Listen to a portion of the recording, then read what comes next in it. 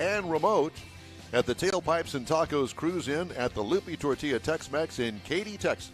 Coming up, we'll be talking to some of the participants in today's Cruise-In. Mike Mars reviews our new car of the week, the 2022 Ford F-150 Tremor. No, it has not had a stroke. Plus, we'll have the upcoming events calendar along with this week's automotive news headlines and car talk galore. Just ahead on the In Wheel Time Car Talk Show. Howdy. Along with Mike Out of This World Mars, King Conrad DeLong. We need more Jeff Zekin. We do. Chief Engineer David Ainsley. I'm Don Armstrong. Glad you could join us on this Saturday. It is a spectacular day. I don't know what the current temperature is. Somewhere in the 50s.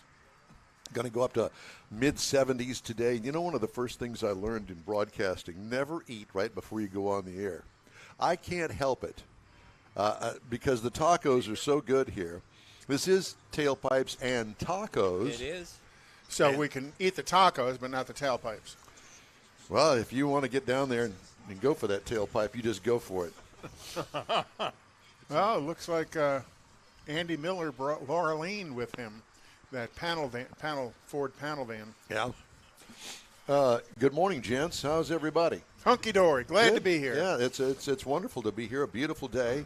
And we did the setup this morning here at Tailpipes and Tacos in record time, and I don't know why. We got here and got down to business because normally it's like, 1 minute before we go on the air. Stop. You're jinxing it. You're jinxing it. I prefer to look at it like we've been doing this for how many years? We finally got one right. We don't know that yet. Well, yeah, we're on the air. We can hear it, and we got some folks chatting with us. Brad Thompson's on there with us. Lisa Bridges. Pardon me just a moment. Oh, gosh, he's going to eat while we're doing this. And, we're starting to get some cars. Absolutely. Some gorgeous cars. That Barracuda Formula S. What a neat little car that is. There is a McLaren, and I'm not versed enough in McLarens to know exactly which one that is. Somebody just pulled in, and it looks to be a 66 big block Corvette convertible. Some real great toys, 57 Chevy, 55 Chevy. And to that point, Conrad, when you do come out here, make sure you register your vehicle. Yeah, come on up here towards the broadcast desk, and over here to your left of the broadcast desk is Biff, and actually we've got the awards out there. And we'll be giving out 3 trophies today, one for Best Hot Rod, one for Best Classic, and one for Best Modern, I think, of the 3 categories of it. Modern Classic. So if you want to come up and have an opportunity for an award, you got to get registered. These aren't participation awards. But you have to participate to get one. Exactly. So, by the way, we are on iHeart. I checked it, and we're sounding good. Beautiful. Well, welcome, iHeart I know we're on listeners. Facebook. George joined us on Facebook. Ruse, how you doing? How you doing after all those surgeries? Oh, boy. Lisa says she wished she could be here. There's a lot of other stuff going on in town as well, so we're glad to have the turnout we have And here. when you're here, you can get tacos, breakfast tacos, and they have mimosas and Bloody Marys. Bloody Marys, Yep. coffee, Coffee. let me tell you something. and a good time. I told Toby, the manager of the restaurant, I said, I've got to stay away from the Bloody Marys. Because, You're a lot more fun when you've had I 7 know, or 8 of them. I know. But you become slightly belligerent at that point. Belligerent, and I slur my You did words say just 7 a bit. or 8. 7 or 8. I did say that. I can't find my notes Oh, no. They're under your taco. about the categories. And the first of all, the hot rod, that takes in all of those that don't fall under the Modern. classic or modern classic. So classic is going to be pre-63. Modern classic is 63 to 2002. And then hot rod kind of covers everything in between. So Biff's going to categorize your car. We got some beautiful trophies. I posted those on Facebook just the other day. Yep. the Loopy Tortillas logo. Yes, the chili pepper trophies. And so we're going to be giving those away in the 10 o'clock hour this morning. So And it's a red hot chili pepper. got to be present to win, and They're we not encourage hatched. you to Hatch stick are green. around. Pardon me? Hatch are green chilies, aren't they? No, they're not. Well, these are not hatch. No, these are red hot chili peppers. Okay. Kind of like me. They The should Red name Hot a Chili band after that. That would be great. Wouldn't that be awesome? Yeah, the Red Hot Chili Peppers. Thank you very much. Be better than the green hatch chili peppers. Oh. That just doesn't have the same. Registration's vibe to it. over here. Tacos are inside. You know, it seems like We it's a need a little tip bit jar. distorted in need my a tip headset. jar. And I'm not exactly It's sure only when why. Is it when just me, Conrad David? hollers. Don, we thought La- you were distorted for years. Ladies and gentlemen, David Ainsley, our chief engineer, is here. And And he's And real. here, let me just go ahead and say it right before you do. It's all your fault, Don. Things went so much smoother with David here Exact. than it does. I was thinking the same. Than it He does needs when to- we're in the studio. And Mars is He needs to be in the adding studio. stuff and subtracting stuff and messing with the It's one of those wires. things. So this is a car talk show, and we're going to talk about cars here just momentarily once we get through this awkward kind of intro thing. We need to get a couple of the, I guess Mars has gone out to get some of the participants into this morning's show, or has he gone to the No, restroom? he's No, I plugging think he wires. was- Mars, would you He's moving please go out wires. there and find somebody for us? What? Yep, Oh, he had to pencil. find his pencil. Great. So this is a long time. We haven't been here in 5 months. November? was the last time we were here? Was it November or October? Might have been November because we was going to have the We didn't do December show. Christmas. We're going to have the December show, and it got weathered out. Right. Yeah. And so this is the new format. This is our first show on the new format because Stan wanted to give this quarterly thing a try, and so far so good. Yeah. And this is what we're going to call the spring show, and then in June we're going to have the summer show, And since Father's Day we're weekend. national. And I bet you in September we'll have the fall show. Well, we are a national show, so this is the Spring Nationals. Yes, as a matter of fact, okay. Well, in our own mind. Yes, and to let everybody know that we are on iHeartRadio, and if you'll download the iHeartRadio app on your phone, you can take us with you anywhere. The beauty of that is that it will have our live program on there when we're live, and then it will also have past shows on there. So get this, 24/7. In real time. In real time, 24/7. God knows what you're going to get because Going to have fun because we Yes. have a lot of fun doing the show. and as we progress through the weeks, we will also add those to our 24/7 broadcast. So ultimately, there will be shows that are quite deep. Deep.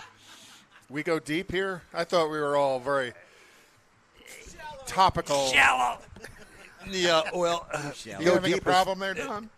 just trying to get comfortable here. Well, I really do like that pickup truck. Oh, that is gorgeous. It's for sale. Yeah. It's, Is it a 56? Mid-50s Chevy, 5-window. You've Yeah. got room in your driveway. I do not. By the way, I have to give you a little car story about the 2001 Corvette. So when I bought it from Greg Enders several years ago, it has a 10-disc CD changer Oh, that's yeah.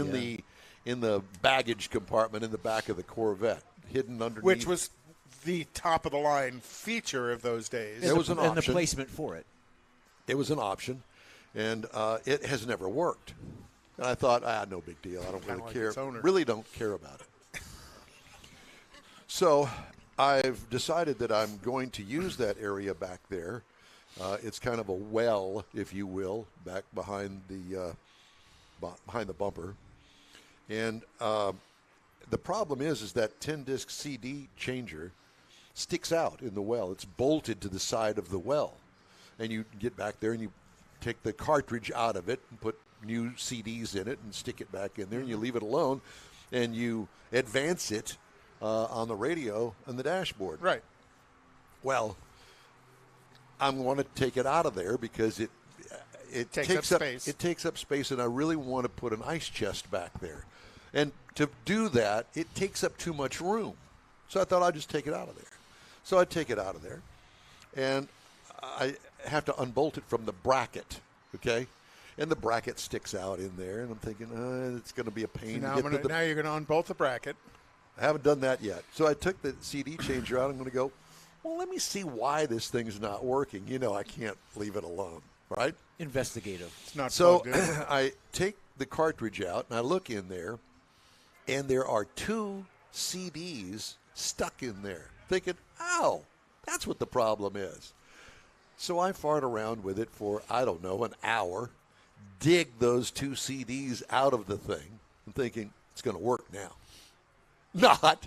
It ate the next CD. It ate. I just put the same CDs in. They weren't mine. Put the same CDs in there and ate them both. Well, the CD could have been the problem. Was why he's eating it. It ain't. Well, but these were probably Greg's CDs, and didn't you say one of them was the Monkees? Yeah, the Monkees' greatest hits. Yeah, that was it. Greatest Monkees. So I. And the other one was the Fabulous Thunderbirds. No, ABBA. ABBA. That's a Greg Enders. Monkeys and ABBAs. So I took them out again, and I just said, screw this. I'm not going to get it fixed. I'm not going to spend the money and do all of that. No, I'm not. You are so anal retentive. No, I'm not. I'm not. So now the bracket's in there. Got to get the bracket out. Well, the bolts for the bracket are Mount from the behind other all side. of this carpeting that is all stuck in there, because it's not like carpeting that you can peel out of there. It's kind of hard. You know what I'm saying? Kind of sprayed in. No, it's not sprayed No, in. I mean the glue was sprayed on both sides and attached. It's formed to fit, right? So now I'm going to have to disassemble the carpet area in the back, which takes in all of the plastic surrounds and everything else that's in there. Or you could go get a cutting wheel and just cut it off. Or Start the back of the car on fire. take a sledgehammer and just bend those ears from that bracket back. No. Or a Sawzall. The Sawzall. I'm not going to do either one. I'm going to take that bracket out if it kills me, And which and it might. It may. So if anybody's got a left rear quarter for a Corvette, No, it'd be actually the entire rear bumper cover and all that. Well, But Mars brought us a guest. All right, Mr. Mars, it's your turn. Yeah, so we noticed earlier that when it came in, back out here in the far corner, I'm not sure that we can see it with the other camera, but there is a 1936, surprisingly, International C1 truck sitting out there. Oh, cool. Now, I mean, it doesn't look like any international truck I ever seen. So, A belongs bit rat to rotted. Richard Molina, and he's got a rather interesting story about it. Yeah, so about 10 years ago, I couldn't sleep on the internet looking on eBay for cars. Not because I wanted to buy one, just because I was just looking at them. That's never a good thing. You know that. Yes, you know I that know. now. And I always like different cars. I have a 46 business coupe, Ford business coupe, so those are kind of rare. And then I have a completely remodded 1929 Roadster pickup that's down to the ground, and I built a 1955 baby Hemi in it. So this one was different than everything you see out in the car shows, the car scene and stuff. And I was like, that's pretty neat. And it wasn't finished. Young guy started building it, probably in his late 20s, early 30s, and had a baby come in. Wife said, sell it. It's been on eBay for Sell the baby? Yeah, sell the wife. And had been on eBay for over 6 months. I sent him a message, say, hey, if it doesn't sell, let's talk. So it didn't sell. He sent me a message and said, this is what I can offer. He goes, oh, that's too little. I was like, okay, if you change your mind, let me know. Next day I get a message, say, hey, when can you be here? And I said, as long as it takes me to go get my trailer and be in Dallas, about 5 hours. I says, but don't welch on me when I get there. Yeah, really. And so I get there, and it's pouring down rain. And it had none of the glass. Like I said, it wasn't finished yet, but it was at a point where it was drivable. And it had some really, I call them ugly, but he had some like 18-wheeler type smokestacks coming out the side. yeah, I call those ugly. Yeah, and I was like, oh, that's the first thing I'm taking off. I literally got home. I took those things off. They just look horrendous. But everybody has their own style. And I had a small block 327 in there. I put a B&M blower 140. Coming back from Lucky's Run about 6 years ago, I blew the engine up just right here outside of Sealy. Why? Were you beating on it? Stupid. Beating Beating on it. And so then now it has a properly built 355 for the small blower that it has on there. It's very dependable. I've driven that car to Pomona twice. From Houston to From Pomona. Houston to Pomona, we went to the Roadster. I bet you it attracts a lot of attention driving down the It highway. does. People go, you drove that shit from Texas? Oh, excuse me. We're in the radio. It's okay. We've heard worse. And how many gas stations to the mile? A lot. At that point, I was probably getting about 8 miles to the gallon. Oh wow! But it's been a very dependable car. I could get in it, turn it on, and it goes. It has an air ride on it also, so it rides pretty comfortably. Believe it or not, the seats that it has in there are farming types seats that came out of. You can buy at Tractor Supply. Oh, wow. Yeah, but they're very comfortable, and they're small because we needed something small for the Not a lot for of the room truck. in there. There's not a lot of room. So what's the differential ratio? It has a 411 rear end. So And it Got to and it- wind it I up, was keep gonna that say, blower going. That's a long, loud ride to Yeah. Pomona. Oh, yeah. I actually wear hearing aids now because I went open headers the What? second year. Yeah. What? Yeah, bring the mic in a little closer. I lost my hearing from one of those trips to Pomona with open headers, and I lost. But it doesn't have headers on it now. I No. noticed. It's the manifolds. It has proper mufflers in it. I bought some Smithies that are round, and they fit perfectly underneath. Okay, So- nice. So you said when you bought it, it didn't have any glass. Didn't have any glass. The interior was not finished either. I mean, it had rug in it. That was the carpet. Seats weren't done. The panels weren't done. The roof wasn't done. No glass. So what did you do for glass in it? Pretty much just made some molds Okay. with cardboard and just took them actually to the glass people here off of I-10. And they made you they custom were able to fitting. cut it. I was going to say, because to find glass for an international pickup truck, They're very rare, and I mean, there's a whole scene of international C1s, Is that normal something trucks. you want to keep original? You glass, like a windshield, like you're talking about. Wouldn't it be better, maybe more cost-effective, and really not maybe take away from the value or the look of the vehicle if you do like a Lexan? I mean, are there other options? It was actually pretty cheap. I actually just cut it out of cardboard, and then I ran it and did it on some harder, type board. Yeah, I got you. I just wondered if that would be something. and that they would custom made what you wanted. They just detract cut flat from the glass. vehicle. He didn't even ask me what it was for. I just said I need some. And I mean, it may not even be proper for automobiles.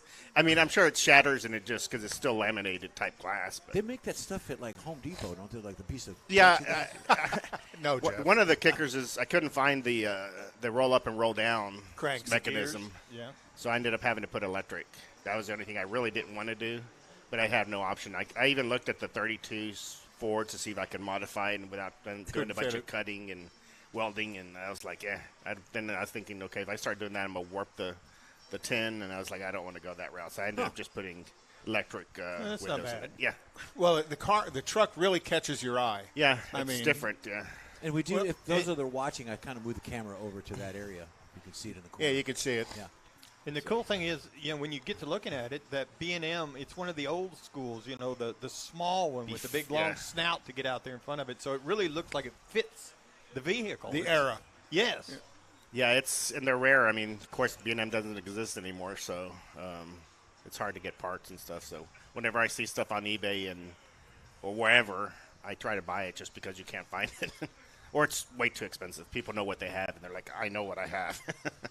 So they want a pretty penny for it. Yep. So you're trying to find the people who don't know what they have on the eBay marketplace and buy Yeah, it quick. unfortunately, somebody that passed away, and their kids just don't know what the hell they have, and they're just fire selling everything. Their dad Just get rid of it. Cleaning out the garage. Their dad's rolling over in the grave. And those are the ones you want. Exactly. It's like the old joke, please don't let my wife sell my stuff for what I've told her I paid for it. How much money did you put into it after the initial?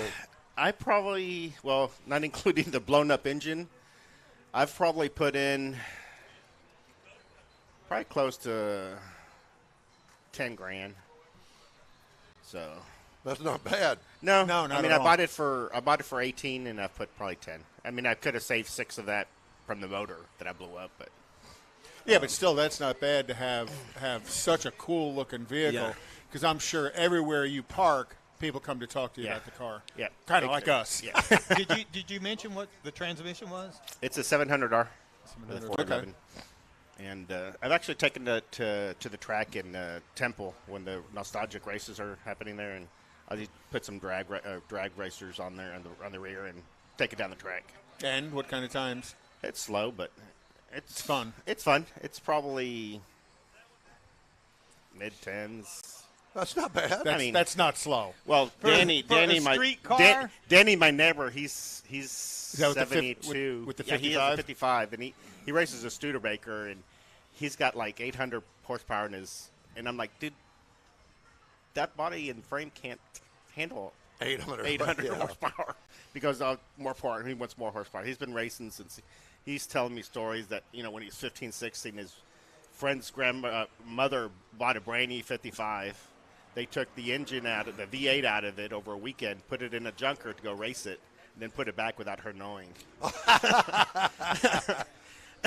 Why So not? the story he tells me, and I'm like, wow. And he's been racing ever since then. I mean, he's And he can't borrow your car anymore, right? yeah, no, he can borrow my car. I've learned more off of him than, but I always mess with him because he's always got bolts laying around in his garage. I says, Danny, this would drive me crazy. How do you know they don't belong in the car?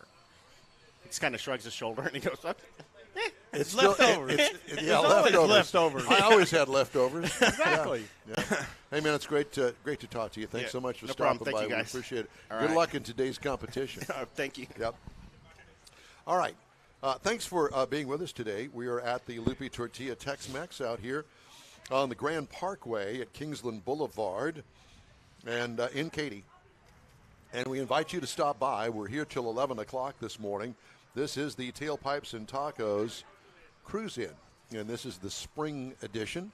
And this is going to be a great show, and we're going to be Beautiful giving day. away trophies here in another hour and a half. And then we'll all celebrate. It's going to be good. All right, time now for the events calendar. Now that you've got a mouthful of food, You waited till I took a bite. we can pause. Do you want us to stop and you let Nope. Mars do his review? No, I'm good. Okay. Well, tonight is Nifty 50s up in the Woodlands. Yes. Of course, the Kima Car Meet. And Nifty 50s now starts at 4. The Kima Car Meet starts at 6. Also tonight is at 6 p.m. is the Vintage Car Meetup at Twisty Treat on Fry Road in Cypress. And that starts at 6 p.m. to 9 p.m. Older cruise-ins is no entry fee. Also tonight from 3 to 7 is the Elite Madness Car Meet at Bombshells down in Pearland. And then tomorrow is the finale for TX2K at Cafe Mall Wall Express at 7609 Westheimer Road. And I'll tell you, you want to go see some cool cars, you want to go see there. TX2K brings a lot of high-level exotics. They're out at Baytown. I drove through there yesterday. Kind of like me. I'm a high-level exotic.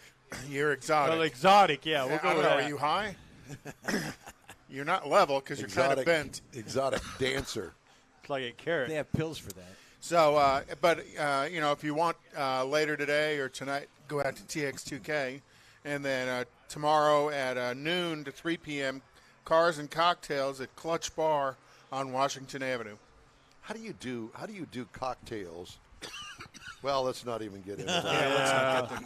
All right, time now for this hour's car review. Mr. Mars had a chance to drive the Ford F-150 Tremor. Hold on.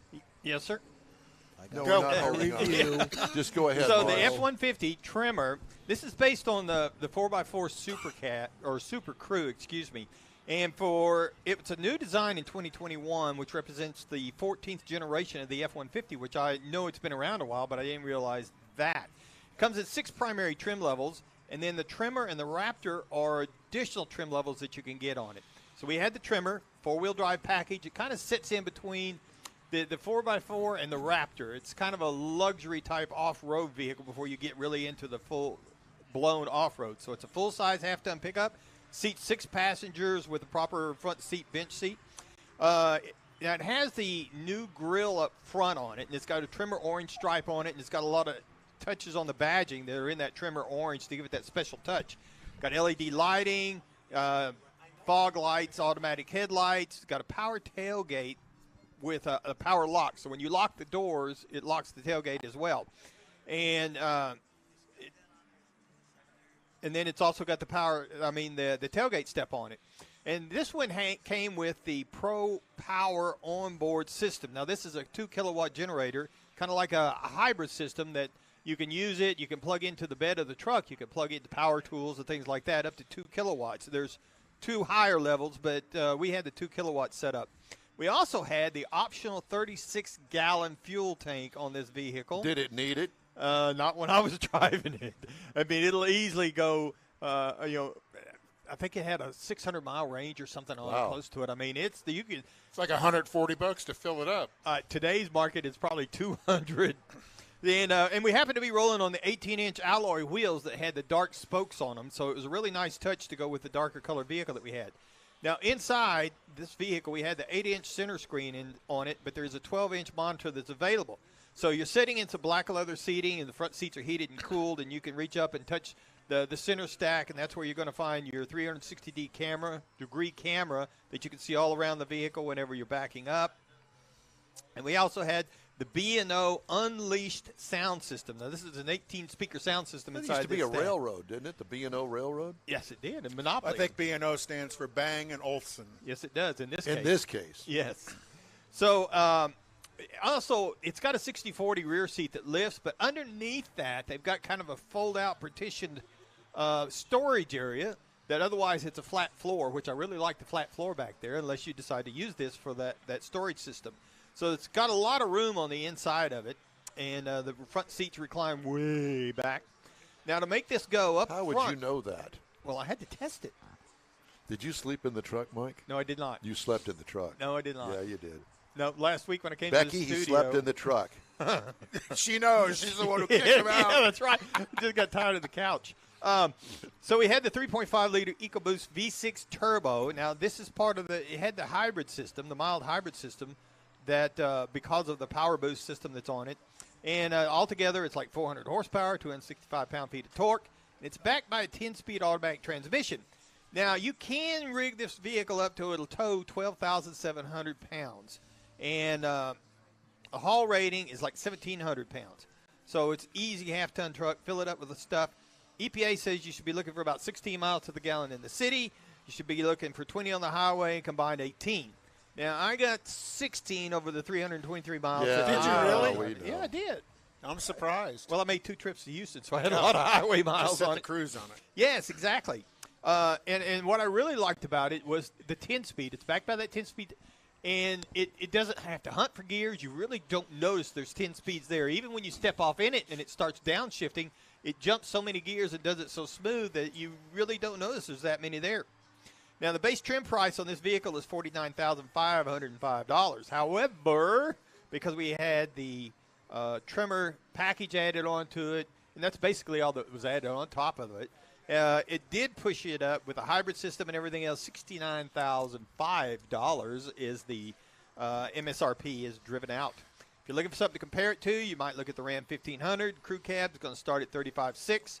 The Chevy 1500 crew cab is going to start at $35,600.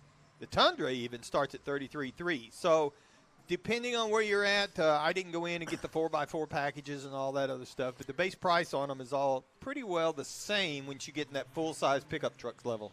All right. Thank you, sir. The In Wheel Time Car Talk Show is now part of the iHeart family and available 24/7 at iHeart.com and through the iHeart app.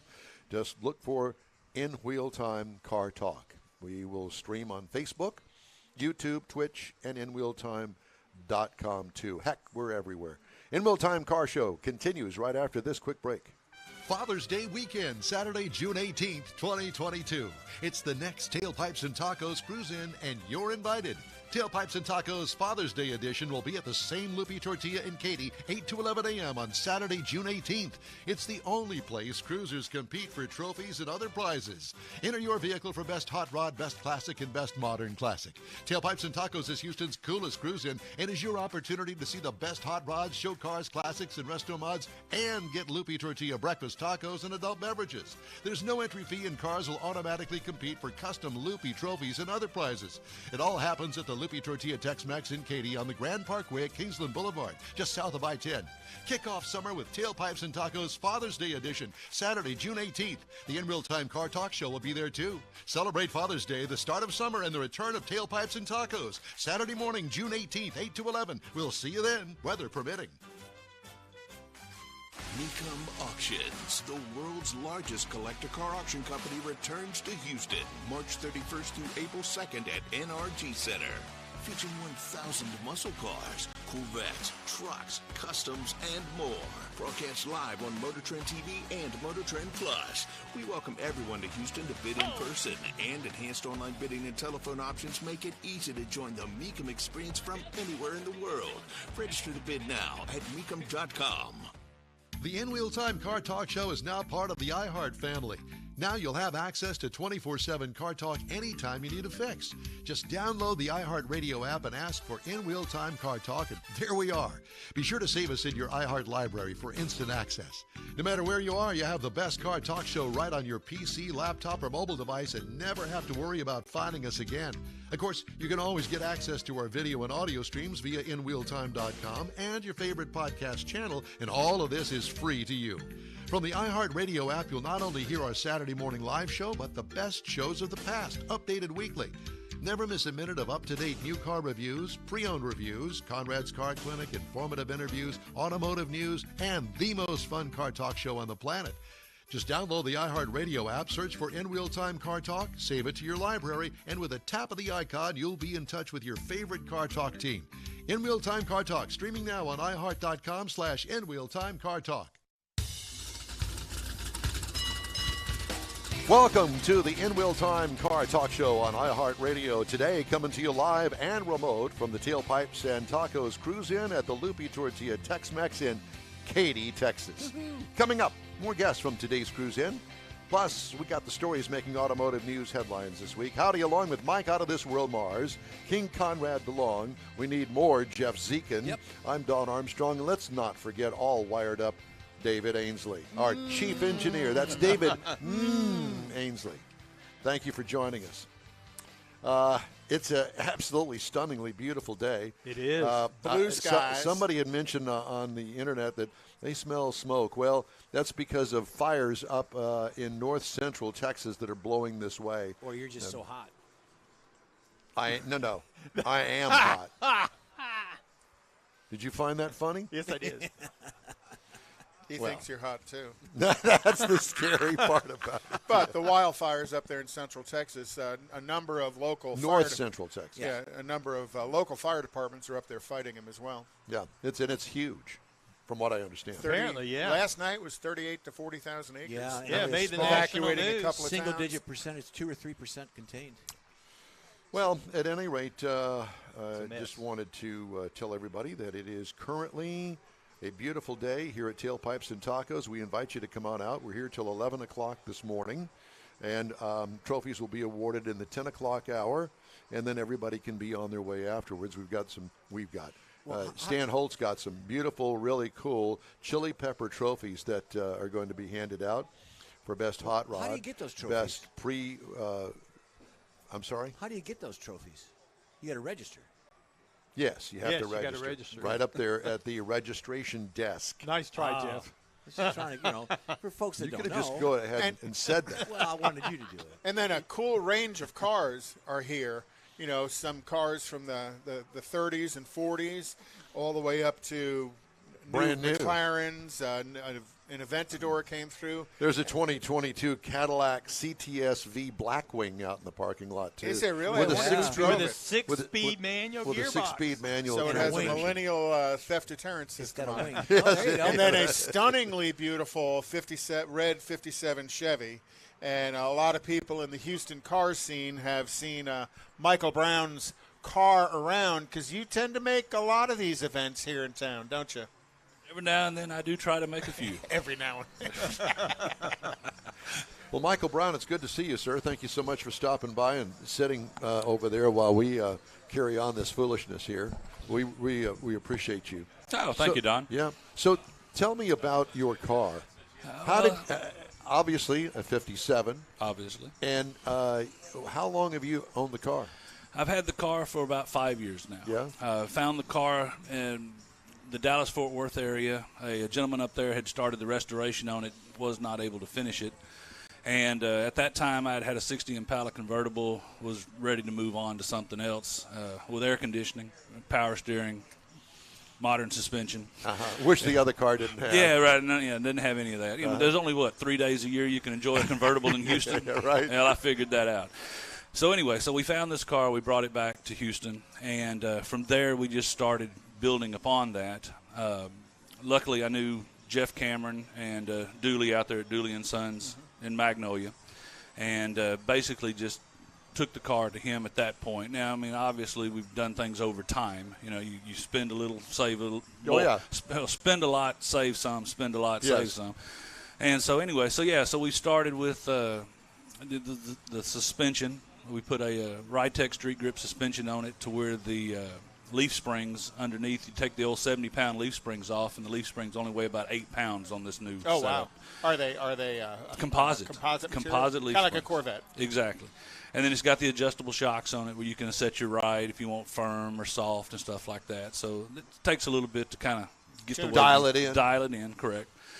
From there, then we started doing some of the rack and pinion steering, new steering column and stuff like that. Just anything to modernize it to make it comfortable to ride. Was the air conditioning in the motor working? It works great. Yeah, It was working when you bought it. Yeah, well, it wasn't working great, but it is now. Yeah, the vintage air system we have on there now works great.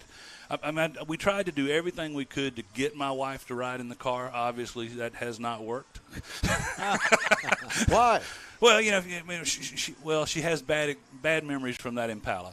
So getting all the new modern stuff, I figured, she'd like that. But now, I haven't been out there to see the car. Does it have basically the original interior, No. original style interior? No. None whatsoever. No, we actually, when you get a chance to go out there and look at it, when we did the interior on it, you're familiar with the club level at that Minute Maid Park. You got a little wider seat there. Yep. So we made sure that we decided we wanted club level seating in the front seat. Yeah, as you get older, a little wider seat's not a bad thing. I resemble that remark. Right. So anyway, everything in it, even the gauges in it are the new Dakota Digital Very retro nice. Yes. gauges. Like I say, you've got a console in there. Just had Jeff probably about a month ago put a 7-inch Sony touchscreen in there so I can have my Apple CarPlay. Where is that? Is that in the console? Yeah, it's in below the console. dash? Yeah, it's just right on the. Yeah, as far as the dash, what we did since the original radio was up in the dash, they actually make a trim piece now that you don't have any. Just covers over. Covers over everything, and so we just put the console straight down all the way to the back seat. It's amazing the range of modifications available for the Tri-5 Chevys. Oh, yeah. Somebody thinks it up and then produces an amount of it, and then it all sells because they're so popular a vehicle, and everybody's looking to make theirs unique to itself. Correct. And comfortable. Which is comfortable. Yeah. Absolutely, yeah. I mean, the only thing that's happening, and you're right, the Tri-5 Chevys, you don't even have to go find an old body anymore. There's a company called Woody's Hot Rod Shop that you can literally buy all the new metal and just build you a car from scratch. Last Friday, though, unfortunately, Danchuk Manufacturing, which has been a long-time supplier, manufacturer of all Tri-5 Chevy parts, Friday was their last day. Close the doors. So they're going to still be around a little bit, but they will only sell to distributors now. They will not sell to the general public. So they're just going to sell out of what their standing inventory is until that's all gone. And then, yeah. I'm surprised that somebody didn't buy the company as a whole. You would think. Don't understand the whole thing about it, but as many years as Danchuk has been around for these kind of parts, it was a little shocking to hear that. Yeah. So, anyway. But, yeah, no, the car is like I said, it rides great. It's dependable. Like I said, it's got the LS3 motor in it with the 525 horsepower version with the ASA cam. Transmission? 4L60E transmission. When you get a chance, Don, you'll see out there that I don't have the plastic fuel rail covers like a Corvette engine. It's got the Borla 8-stack induction system on it. You'll see that on a lot of the Don't give me any ideas. You go. shut up. No, it's stunningly beautiful to look at the engine compartment on this. And if I'm correct, you've won awards for your engine compartment all throughout town. Correct. Yeah. Biff has told me many times I don't need any more awards. So. Did he tell you that this morning? Not this morning, but he did tell me at the Houston Chevy Club meeting on Wednesday. Yeah, this guy doesn't need any more.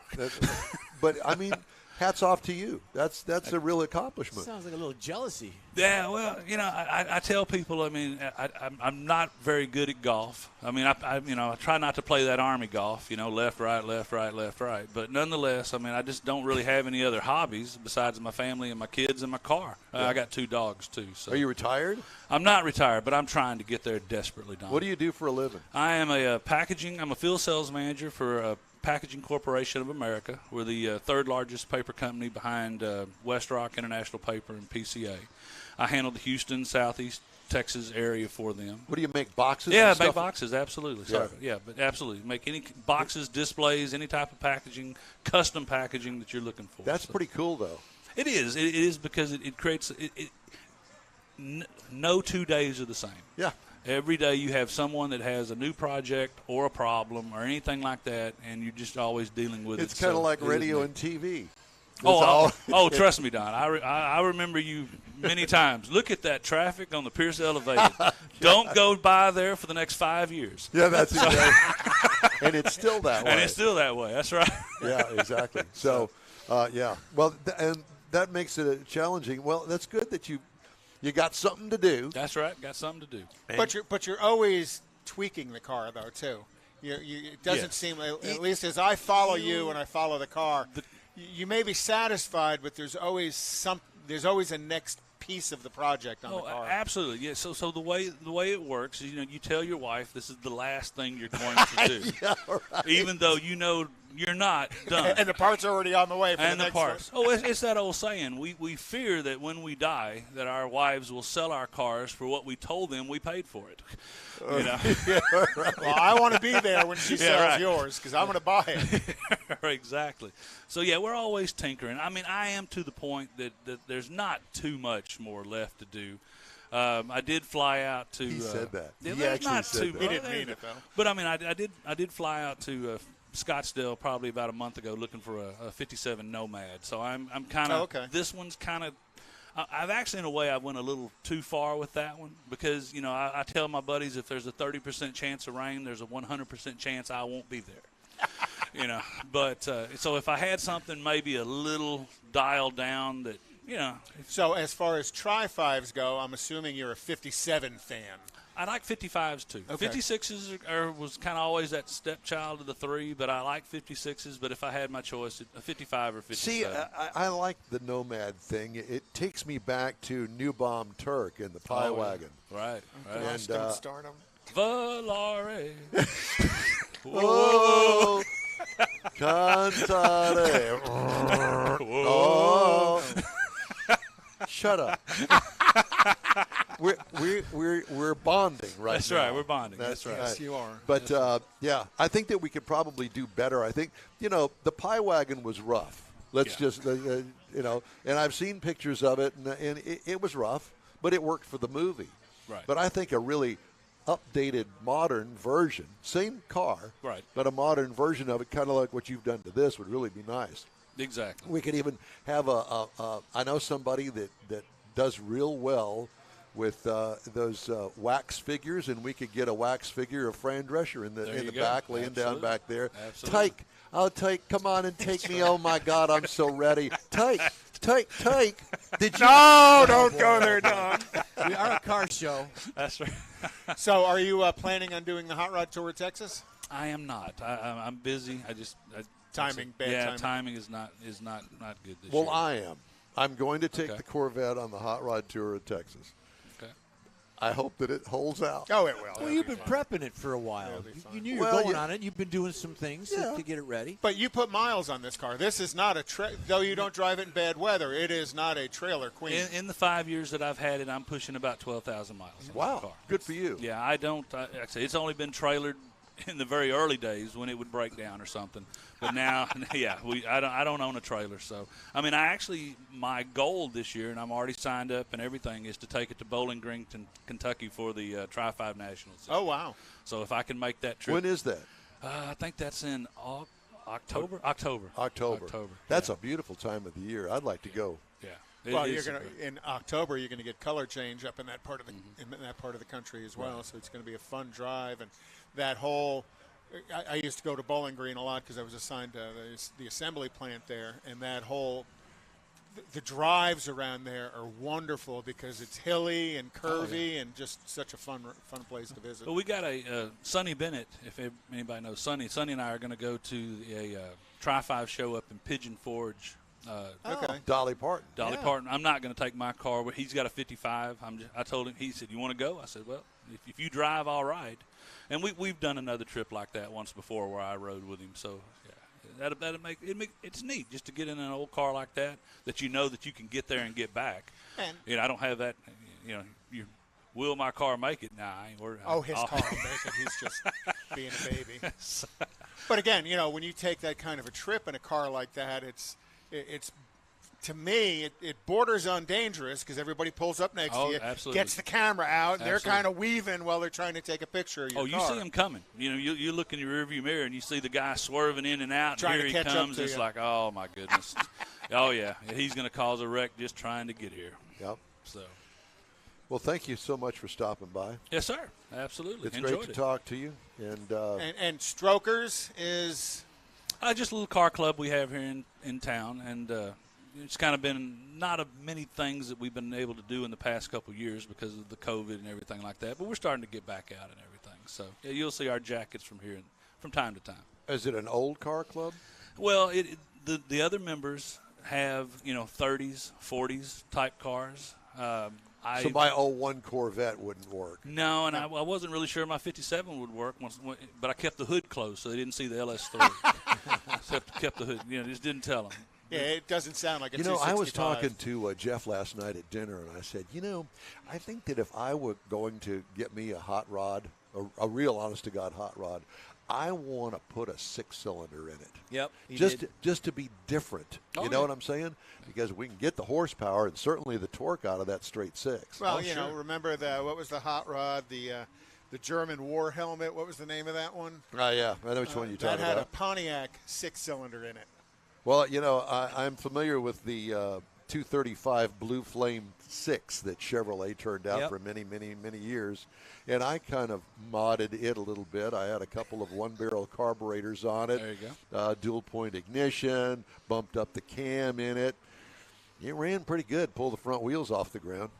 Nice. Of course, it did have a granny first gear in it, but you remember those? Yeah. But anyway, so I thought, well, they might not be as reliable as an LS engine, but would be a lot more fun, be a lot more conversation when people would walk up to the car as well. What is that? That's a 6-cylinder. There you go. Well, like I said, that was one of the things when we went to the Borla induction on there, when you get a chance, you'll see, it looks like the old school engine. It does not look like, the LS3 with the plastic valve covers and everything like that. So you get the old school look. A bit of an Offenhauser look to it with the short little tunnel tubes on it, tunnel rams on it. Don't give me any ideas because that Corvette's got a LS1 in it. Mine. I thought you want to put a blower on it. Or was that a supercharger? No, I decided I'm not going to do that because apparently with the LS1 I got to change valve springs, and I don't want to get into all of that. We could do that at my house. Don, real simple. If money will solve the problem, it's not really a problem. Yeah, that's my problem. And you know about that. I do know about that, yes. Yeah, exactly. Michael, thank you so much. Yes, sir. Enjoyed it. Beautiful car. I did too. Thanks, Thank you. Appreciate it. We appreciate you. All right. If you'd like to get in touch with us, call us nasty names or make fun of us or whatever you want to do, here's the email address. info@inwheeltime.com. We're talking about you, Mars. You just keep on doing what you're doing. Michael, we love you, man. Yeah, we do. Uh-oh. Okay. We just got that on film, right, Mars? Yeah. Did he? Yeah, he did. He shot something? Yeah, he did. Okay. An old wrinkly one. There was one of those last night. And we do manage to entertain ourselves on this program. No one in else case does. you didn't notice. And at any rate, got some recalls to tell you about. I think pretty much everything from, let's see, 07 and 08 to 2013 model years of the BMW. The 128i, the 3 Series, the 5 Series, the X3 and the X5. The PCV heater may short circuit. Also, seatbelt pretensioner may explode on the Hyundai Elantra that's and not good. Hyundai Elantra you know- HEV for 2022. You know what a seatbelt pretensioner is? It has the same explosive device in it that's in an airbag, just a little bit less. Yep. And as you impact, that explodes Charge. and tightens the belt on you. Thank you. Or handcuffs. They'll do the same thing. Mercedes-Benz S580 for 2021 has an unsecured airbag control unit that needs to be bolted down, so it's being recalled. Loose rear brake caliper housing fasteners from the Mercedes-Benz AMG CLA 35 and the GLA 250 Just from what you need on an AMG is rear brakes that won't work. 2020 to 2021. Seat belt pretensioners may explode on the Kia Sorento Oh, man. for the 2022 They must model come from the year as same well. vendor. Yeah, and same. Hyundai and Kia. Yeah, they're one and the same. General Motors luxury brand Cadillac will begin taking new orders for the 2023 Lyriq. Sweet. And the 2023 Lyriq Performance all-wheel drive beginning May 19th. So all of you in Wheel Time listeners, there's a GoFundMe page for Jeff for one of these. So Right. just, donate what you That can. really is a beautiful car. I can't wait to see it in person. Unlike reservations, the Lyriq orders will be logged directly into dealers' systems. The process will be the same as placing an order for a CT4, like I'm driving this week, the Escalade, or any vehicle available today through Cadillac.com or a dealership's website, which is unique. Do you know where the Lyriq's going to be built? Tell me. China. Yep. Well, And, that may be the Cadillac- plan today, It may be built in China, but it might be in a boat for a while. and hopefully not one at the bottom of the ocean and after then- it gets built. And then I am on a waiting list for the Escalade V Series. So there is an Escalade V Series Cadillac. And you're on that list. Well, I'm on the list of getting information about it. I don't think okay. I can afford You didn't one. put any money down on it? No. So Cadillac is Hell, he doesn't even buy an ignition switch for his damn 1970. The GoFundMe page goes to my Lyriq, not your Escalade. And then George says they have that part available for like $60. George has already looked it up for me. Thanks, George. Why don't you? Next. So yeah, it'd How be much- interesting. do To you see have what any are they going to put in an Escalade V Series? It's going to have to be the I know the, how. the You V8. just get the emblem.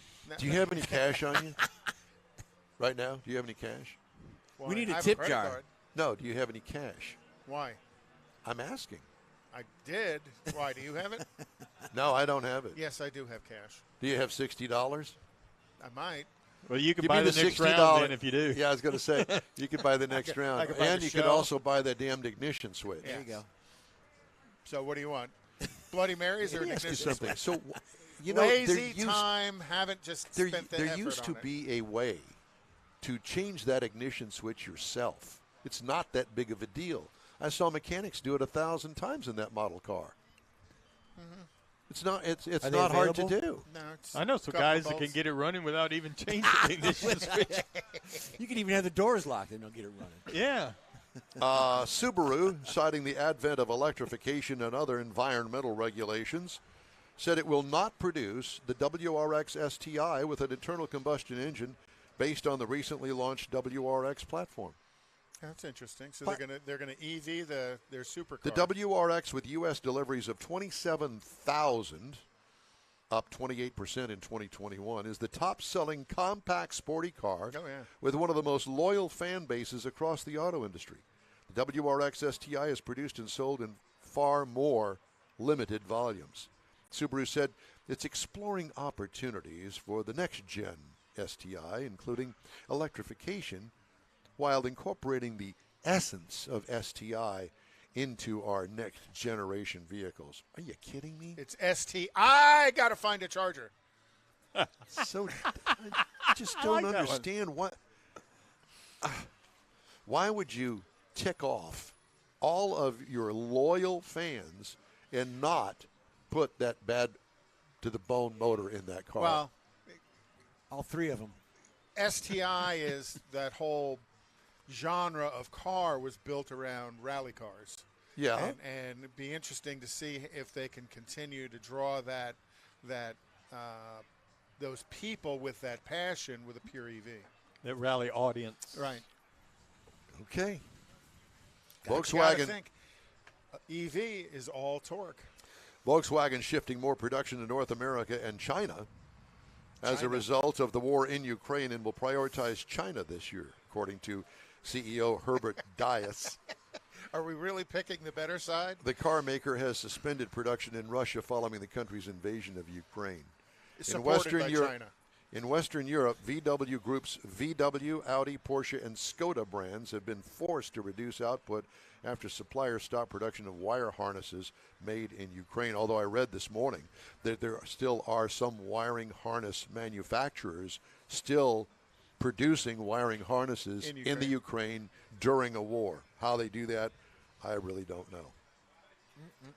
Hey, we are out here at the Loopy Tortilla, Tex-Mex in Katy, Texas, out here off of Highway 99 and the Grand Parkway.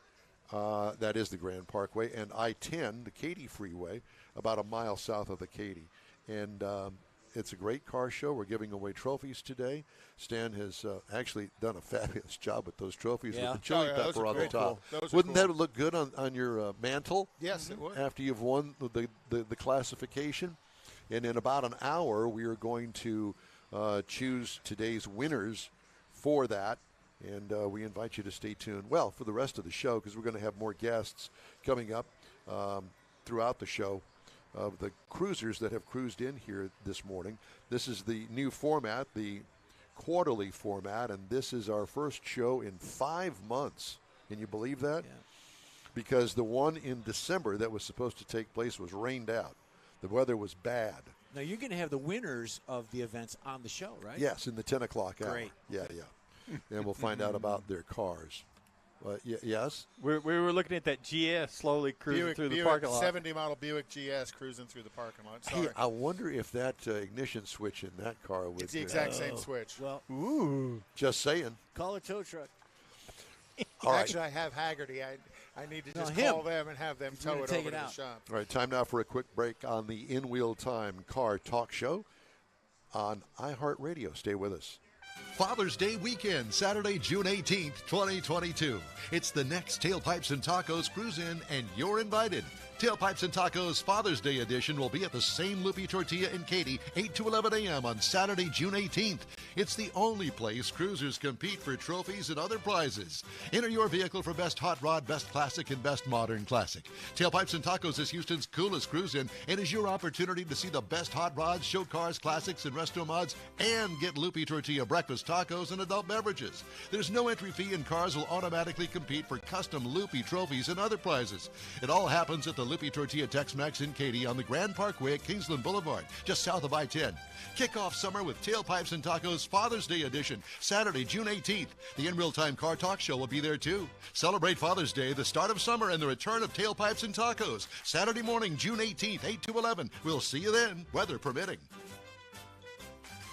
Mecum Auctions, the world's largest collector car auction company, returns to Houston March 31st through April 2nd at NRG Center. Featuring 1,000 muscle cars, Corvettes, trucks, customs, and more. Broadcast live on Motor Trend TV and Motor Trend Plus. We welcome everyone to Houston to bid in person, and enhanced online bidding and telephone options make it easy to join the Mecum experience from anywhere in the world. Register to bid now at Mecum.com. The In Wheel Time Car Talk Show is now part of the iHeart family. Now you'll have access to 24/7 Car Talk anytime you need a fix.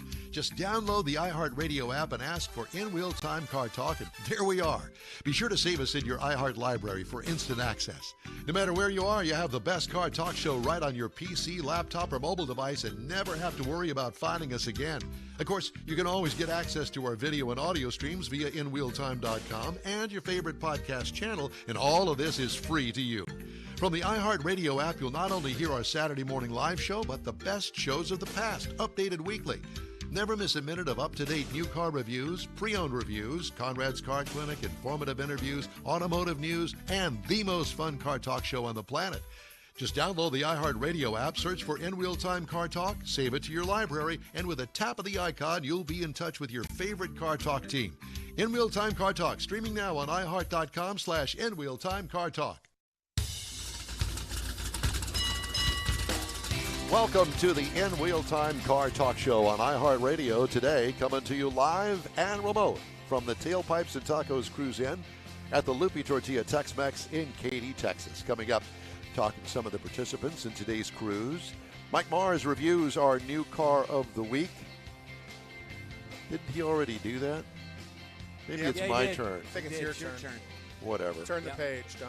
Turn the page. Well, You're still you in know, segment 1. I know. Why is segment that? 2. It's okay. Hey, I don't know No what worries. happened here. no worries. Did you run out of Prevagen? All that matters is I'm on time. Yes, Uh-oh, Biff's got something to say. I don't ever run out of Prevagen. What do you got to say, Biff? Anyway, coming up this particular hour, we're going to review the 2022 Mercedes-Benz E-Class 53 AMG. Thank you. I'll tell you my thoughts on it. Conrad has the cruise-in calendar and This Week in Auto History. Plus, we'll have the stories making car news this week, just ahead in this hour of the In Wheel Time Car Talk Show. Howdy, along with Mike Out of This World Mars, King Conrad DeLong. We need more Jeff Zekin and Big Sexy Engineer David Ainsley. I'm Don Armstrong. And tell us how you know he's big sexy. He told us. I don't know. When I wrote that, I just dreamed that up. You had to write that down? Well, yeah, Wow. I did write that It's down. natural to just call him David Big Sexy. You know, Big It Sexy. just rolls right off your tongue. It does. Boy, there's another comment in there I'll leave alone. Yeah, please do, because that's exactly the way I thought too. Anyway. By the way, everybody out there in the car show, I'm asked to make this announcement. If you're out there and can hear me, if you can hear me out there in the parking lot, registration for competition trophies will end in about 15 minutes. Uh-oh. So please make sure that your car is registered with Biff Phillips right there in the blue shirt with the Loopy Tortilla hat on. And you can see the trophies on the table. Yeah. So come up and make sure that you do that. He's sort of like the DPS office. And while you're at it, you might grab Ron Rivers and remind him he's supposed to be up here now. Come on, Ron. Where is Ron? He's Ron's out coming there, he right is. there. Hurry, Ron. Run. At any rate, we had a nice collection of cars here today. Beautiful. From all years. There's a brand new Bronco in the 22 parking lot Bronco. today. There is that a McLaren? Did we figure that yeah, out? it is a McLaren. There's an Aventador over here parked next to the square body Chevy. Yeah. There's There's a Viper. What is that? About a '68 Plymouth Barracuda? That's a Formula S. Yep. With a 273 in it. No, the Barracuda. That's what it's a Barracuda Formula S. That was the model of it. Well, that's why we have you here, because you know these things. I never knew that was I don't called. know It's got vintage air. I've talked to the owner of it. Cool car. That Cadillac is parked illegally, by the way. That gray one there. Yeah, the one that's got. There's actually lit a up. collection of split bumper Camaros here as well. Nice. A couple of them thundered in. Yep. Yes. One liked of them's got nitrous on it. I really like the way he's got it set up. But the other one that we got out there, that's sitting out there, there's a 2004 Z66 Avalanche. Oh. Now, you may ask yourself, what makes that special? Well, Ron Rivers is going to tell us all about what makes that special. You go, Ron. It's got some stuff on it. Well, wait just a minute. That's a poster. Yeah, that's so I can tell what he's talking about. Okay, well, go ahead. Ron, thanks for joining us. Yeah, thank you. Yeah. It's a 2004. It has 253,000 miles on it. I drive it every day. Whoa. You know, let me just say this about that. When that truck was new, I really liked it. I loved and I guess what I liked most about it was the suspension in the rear end. That independent rear suspension on that truck makes it not a truck. Exactly. It drives like a car. It's nice. It's comfortable. It's Yeah. smooth. You know, and it's the most functional vehicle I've ever had, actually. You know, we use it every day. My wife and I have the Shipley Donuts on Cinco Ranch Boulevard, so we, you know, haul different stuff with it. You brought in the donuts. We brought the donuts. Bring the donuts in. We did. We brought the donuts. My wife brought them in. I'm watching somebody come in with these big boxes of Shipley's donuts, and I'm going, No, what you this were is a going taco place. Exactly, but you were saying, "Where's my box?" That's what you were saying. Yeah, Wow, exactly. that's I probably saw not ya. true. We did bring some little half-dozen donut holes. Now, let me ask you this. Did you bring chocolate milk to go along with it? No, Borden chocolate milk is good, though. Yeah, yes, it is. So tell us more about your Avalanche, So, yeah, because it's not your normal Avalanche. It's not. Yeah, it has a 7-liter 427 in it. And it's, Now, why'd you go and do something like that? well, because the 5.3 doesn't have power. Oh no. And then the heads were, you know, Don't breathe well. Yeah, they don't breathe well. And so I And found. clearly you're a car guy. Yeah. So did you buy the truck with the 5.3 I bought in it brand new from, Oh, brand okay. new. And then I've added this. And so then you decided to spend more money than you paid for it Yes. by doing all these mods to and it. do crazy stuff. How I much are love those it. donuts? I used to be in the oil and gas.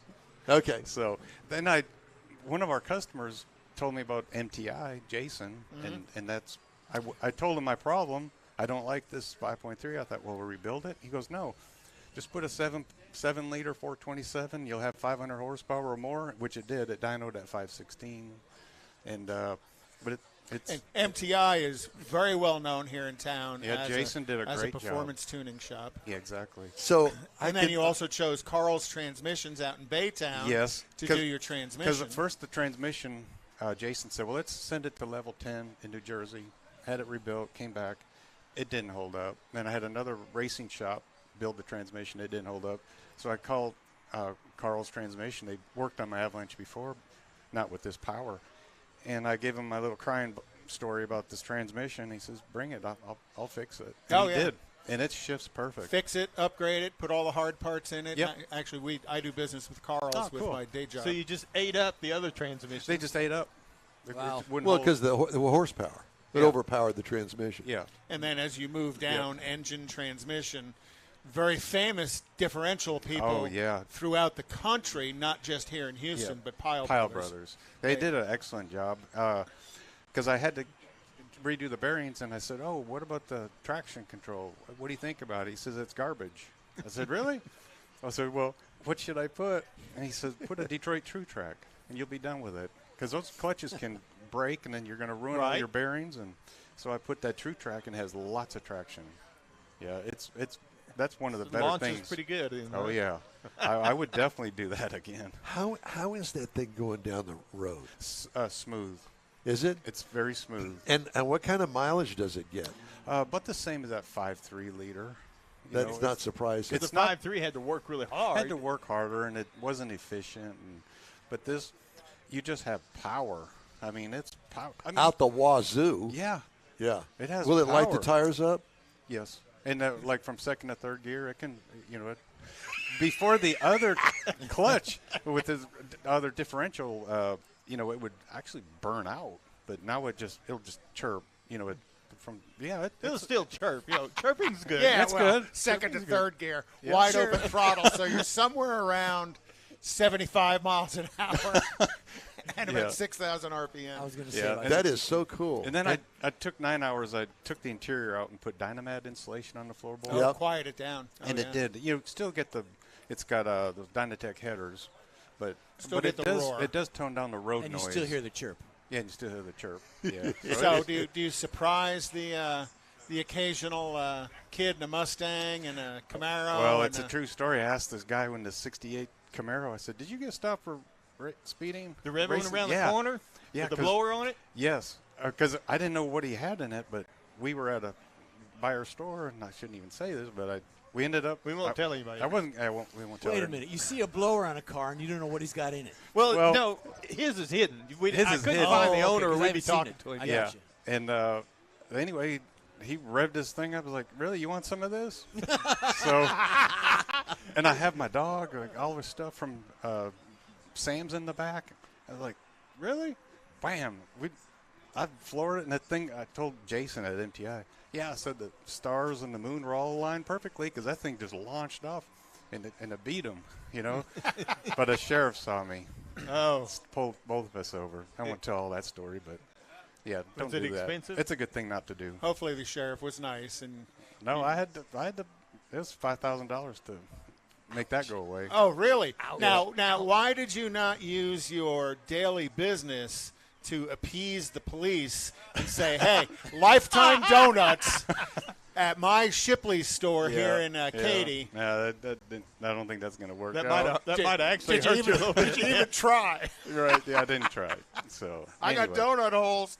But that guy had a beautiful 68 or 69. I get confused with the years, but it really, it was. He's got a lot of money in it. You know, you can hear it. Oh, yeah. But Jason told me, he said, if because you got a 7-liter, you're still gonna, you know, you got lots of traction, and yeah, it really. And it worked well. It worked really well. How bad did you beat him? Significantly. I could see in my peripheral vision when he was shifting, when he, you know, when he shifted, and you know, he was working at it. But anyway, but I try not to get in trouble with it now. And did you buy that off the lot, or is I that bought it something off that the you lot. ordered? Because the Z66 package was kind of a 2-wheel drive Z71. Exactly. Was Chevrolet's intent with that? It was. You get 17-inch wheels. You get a electronic traction control button. A little higher ride to it, a little more off-roady tires from the factory. From the factory. And the flares. Yeah, there's one more thing. So that was the 17-inch wheels. Let's see, I should know it, but yeah, but there's like 3 options. Then it becomes a Z66. Oh, and the shocks.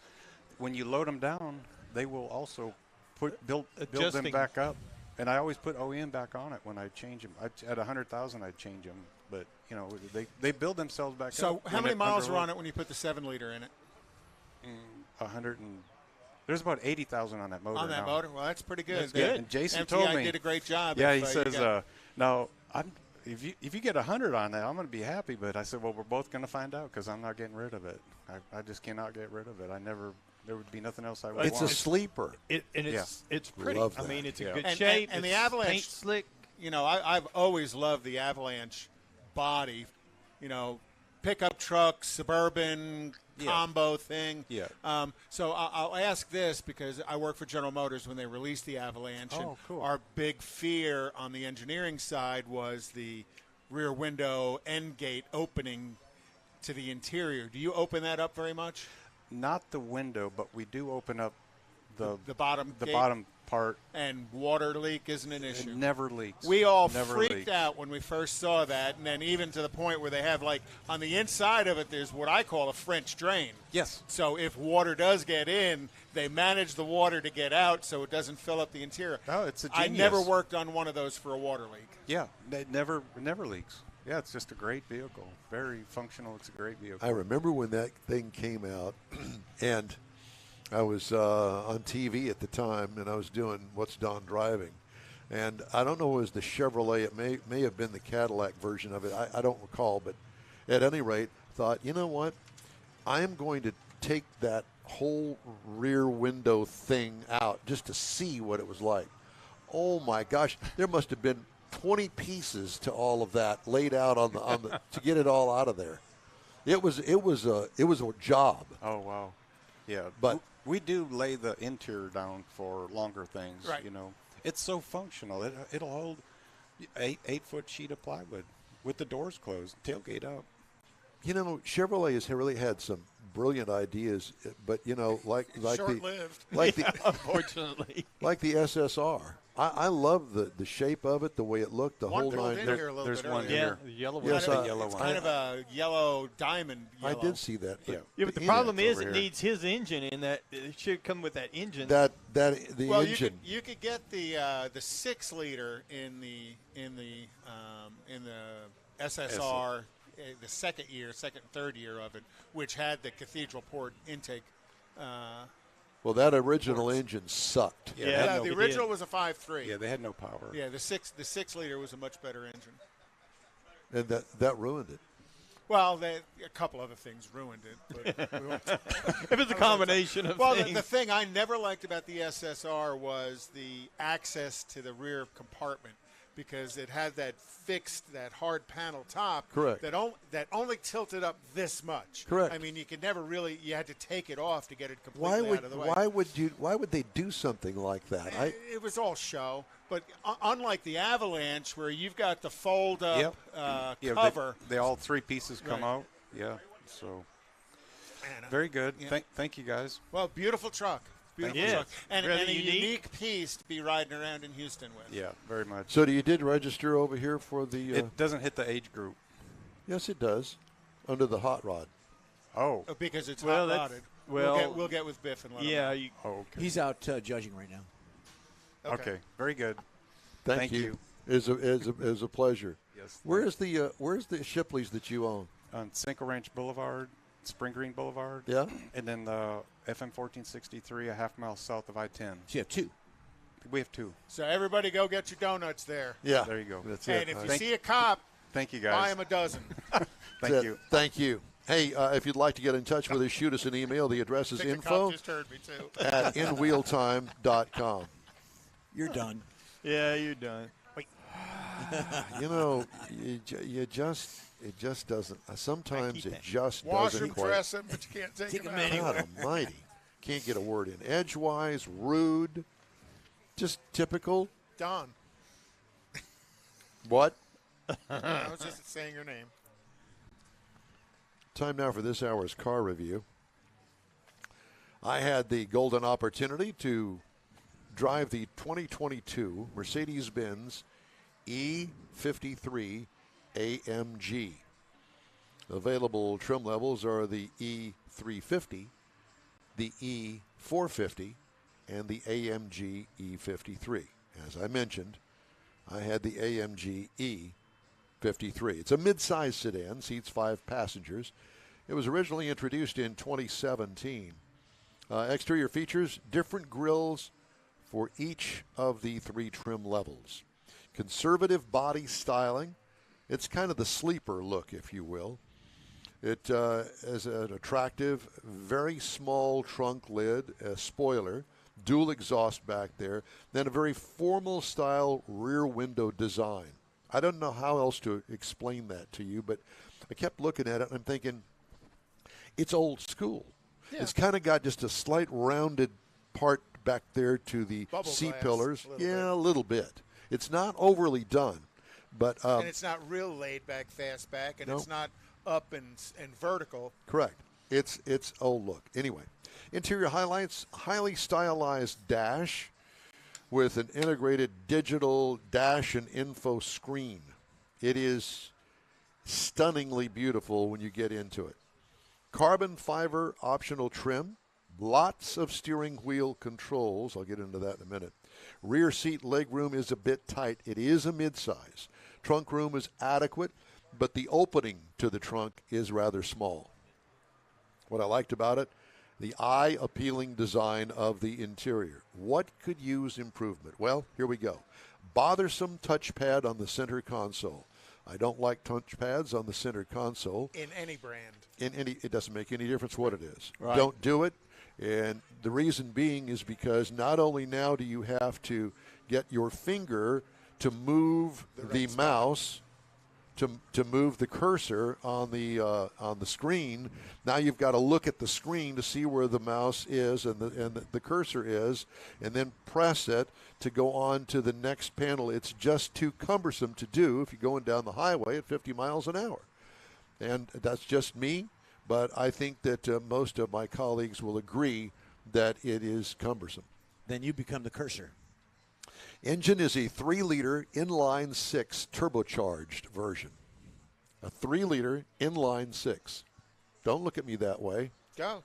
Why are you got that scowl look on your face? I thought it was a V. It is not. Okay. It's a 3-liter inline-6. And Mercedes has done inline 6s for a long time. 429 Not horsepower. bad at all. 384 pound-feet of torque and a 9-speed automatic transmission. This thing will go. 21 miles per gallon city, 29 on the highway for a combined of 24. I got 26.7 over 369 miles. What I liked? I love straight sixes, and this reminded me why I like straight six engines. What could use improvement? Nothing. Ride and handling, it can feel a little taut, but it sure does go around corners fast. Oh. Yep. And for a four-door sedan, it's different. Let me put it that way. It would be a great competitor to that car that I'm driving out there, the Cadillac CT4V Blackwing. I love the adjustability of the suspension. Base trim price on this car is $75,000. Price as tested is $87,600. The base model price just for the E-Class is $54,950. Mercedes-Benz is proud of their cars, and they are expensive. That interior is stunningly beautiful, except for that mouse pad thing. Well, what about the steering wheel? You were talking about. There are too many controls on it, and too many things to do. Yeah, it's over tech. Have you driven one lately, Mars? No. There are so many things that are available on it. It's so many that most of them I think that a regular person would set and forget that it's even in there, that you have the ability to adjust all that stuff, to dial it down, to drill it down. It's too much. You would have to be the owner of it and using it a lot to even come close to figuring out all that stuff. It's not for my age. It's not for our age group. Let me put it that way. It's more for David and younger. So do you think what I'll call the busyness of the steering wheel, because it's an AMG, there's more stuff on the wheel than there are in just the regular formatics and stuff? I don't know about that. I don't know about the other E-Class trim levels and whether they have that many steering wheel controls on it. Because I wonder if that's a bit of an F1 influence on the AMG. I was thinking that too. As a matter of fact, it's funny you should say that, because I was thinking about the Cadillac. It's got a button on there called V, and you hit the V button, and the suspension tightens up, and it puts the V Sport. It puts the transmission into a different mode, the suspension in a different mode. It does a lot of things with the touch of a button. Now, you can drill down into that, and you can adjust all of those things. So when you hit it, it'll adjust it to the way that you have it set up. And that I can deal with. But thank God it does not have a mouse pad in the middle of the console. So is that like when you set your seat and you hit the memory, you can set it up and then hit the V button and it does all that? Correct. Okay, I got you. Competitors to this vehicle, the Audi A6 for $55,900, the BMW 5 Series for $54,200, and the Lexus ES350 for $40,800. Those are all starting prices for those particular models. And that's my review of the 2022 Mercedes-Benz AMG 53. Time now for the cruise-in calendar. I know that you did the other thing earlier. Yeah, well, but this is not that. No, the cruise-in calendar are things that might be out a little bit further next couple of weeks. So, we had the folks from Beaumont at Spindletop Car Show. That's next weekend at Church on the Rock in Beaumont. And then also April 2nd is the Art Walk and Motor Madness Car, Truck, and Motorcycle Show at 401 Morton Street in Richmond. On April 9th is the Lubies in Lake Jackson second annual Car and Truck Show. That starts at 9 a.m. April 23rd is the Billerus Benefit Car Show, and that's at 9055 Airport Road in Conroe, and that goes from 11 a.m. to 5 p.m., and that's a fundraiser. And then May 14th, bring your mullet.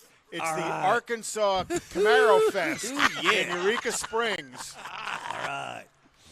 Mars, you going to that?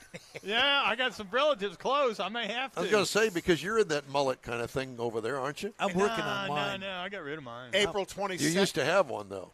No. April 22nd. You're a liar, because I saw you with one. No, I didn't have a mullet. He had a man bun. It was a I don't motor. know what's But he worse. didn't have a party in front. Yeah, his that's long not I'm front. parting mine down the middle. Yeah, real wide, too. April 22nd from 4 p.m. To 12 p.m. That whole weekend is the Mustang anniversary weekend, sponsored by the Houston Shelby Owners Club.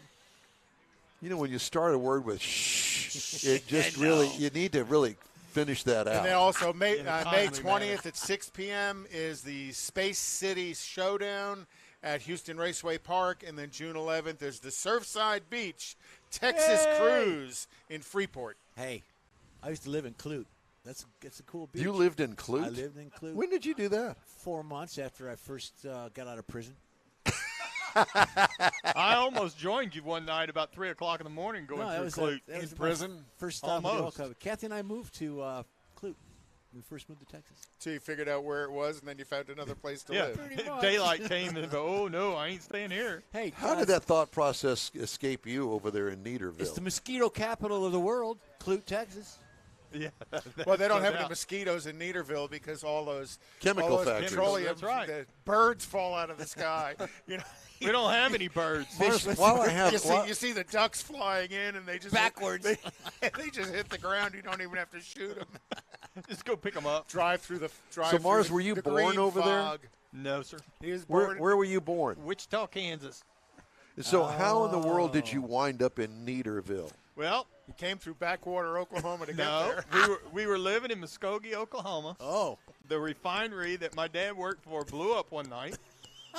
And so they found everybody jobs, and he had a choice between Baton Rouge and Beaumont. They found everybody alive. That's not Beaumont where you live. Well, I live in Nederland, but his job was in Beaumont. skipping a jump. I see. And how old were you then? 9. 9. And you still live there because why? Because I can't afford to get a divorce. My grandchildren are there, and that's where my wife is. I see. But that doesn't make any difference because you don't live with your wife. I still can't afford to get a divorce. I just Okay, so I send just your wanted to comments. make sure that I had all this straight. Now Yeah, this the good is, news is she's at the beach and she can't hear. She's with the grandkids at now the beach. this is wife 2. Correct? Yes. Okay. I But still got, I still, Tom's one up That's on you. right. He's a little bit older, and he's one up on me there. He's ahead of me in all the important You still have categories. time to catch up. Those of you out there that are keeping score, The N Wheel Time Car Show streams on the iHeartRadio app and Facebook, YouTube, Twitch, and NWheelTime.com. Podcasts are available from your favorite podcast source. The N Wheel Time Car Show continues right after this quick break, if Mars will even speak to me afterwards. Father's Day weekend, Saturday, June 18th, 2022. It's the next Tailpipes and Tacos Cruise In, and you're invited. Tailpipes and Tacos Father's Day edition will be at the same Loopy Tortilla in Katy, 8 to 11 a.m. on Saturday, June 18th. It's the only place cruisers compete for trophies and other prizes. Enter your vehicle for Best Hot Rod, Best Classic, and Best Modern Classic. Tailpipes and Tacos is Houston's coolest cruise-in and is your opportunity to see the best hot rods, show cars, classics, and resto mods, and get Loopy Tortilla breakfast tacos and adult beverages. There's no entry fee, and cars will automatically compete for custom Loopy trophies and other prizes. It all happens at the Loopy Tortilla Tex-Mex in Katy on the Grand Parkway at Kingsland Boulevard, just south of I-10. Kick off summer with Tailpipes and Tacos Father's Day edition, Saturday, June 18th. The In Real Time Car Talk Show will be there too. Celebrate Father's Day, the start of summer, and the return of Tailpipes and Tacos. Saturday morning, June 18th, 8 to 11. We'll see you then, weather permitting. Mecum Auctions, the world's largest collector car auction company, returns to Houston March 31st through April 2nd at NRG Center. Featuring 1,000 muscle cars, Corvettes, trucks, customs, and more. Broadcast live on Motor Trend TV and Motor Trend Plus. We welcome everyone to Houston to bid in person, and enhanced online bidding and telephone options make it easy to join the Mecum experience from anywhere in the world. Register to bid now at Mecum.com. The In Wheel Time Car Talk Show is now part of the iHeart family. Now you'll have access to 24/7 Car Talk anytime you need a fix. Just download the iHeartRadio app and ask for In-Wheel Time Car Talk, and there we are. Be sure to save us in your iHeart library for instant access. No matter where you are, you have the best Car Talk show right on your PC, laptop, or mobile device and never have to worry about finding us again. Of course, you can always get access to our video and audio streams via InWheelTime.com and your favorite podcast channel, and all of this is free to you. From the iHeartRadio app, you'll not only hear our Saturday morning live show, but the best shows of the past, updated weekly. Never miss a minute of up-to-date new car reviews, pre-owned reviews, Conrad's Car Clinic, informative interviews, automotive news, and the most fun car talk show on the planet. Just download the iHeartRadio app, search for In-Wheel Time Car Talk, save it to your library, and with a tap of the icon, you'll be in touch with your favorite Car Talk team. In-Wheel Time Car Talk, streaming now on iHeart.com/In-Wheel Time Car Talk.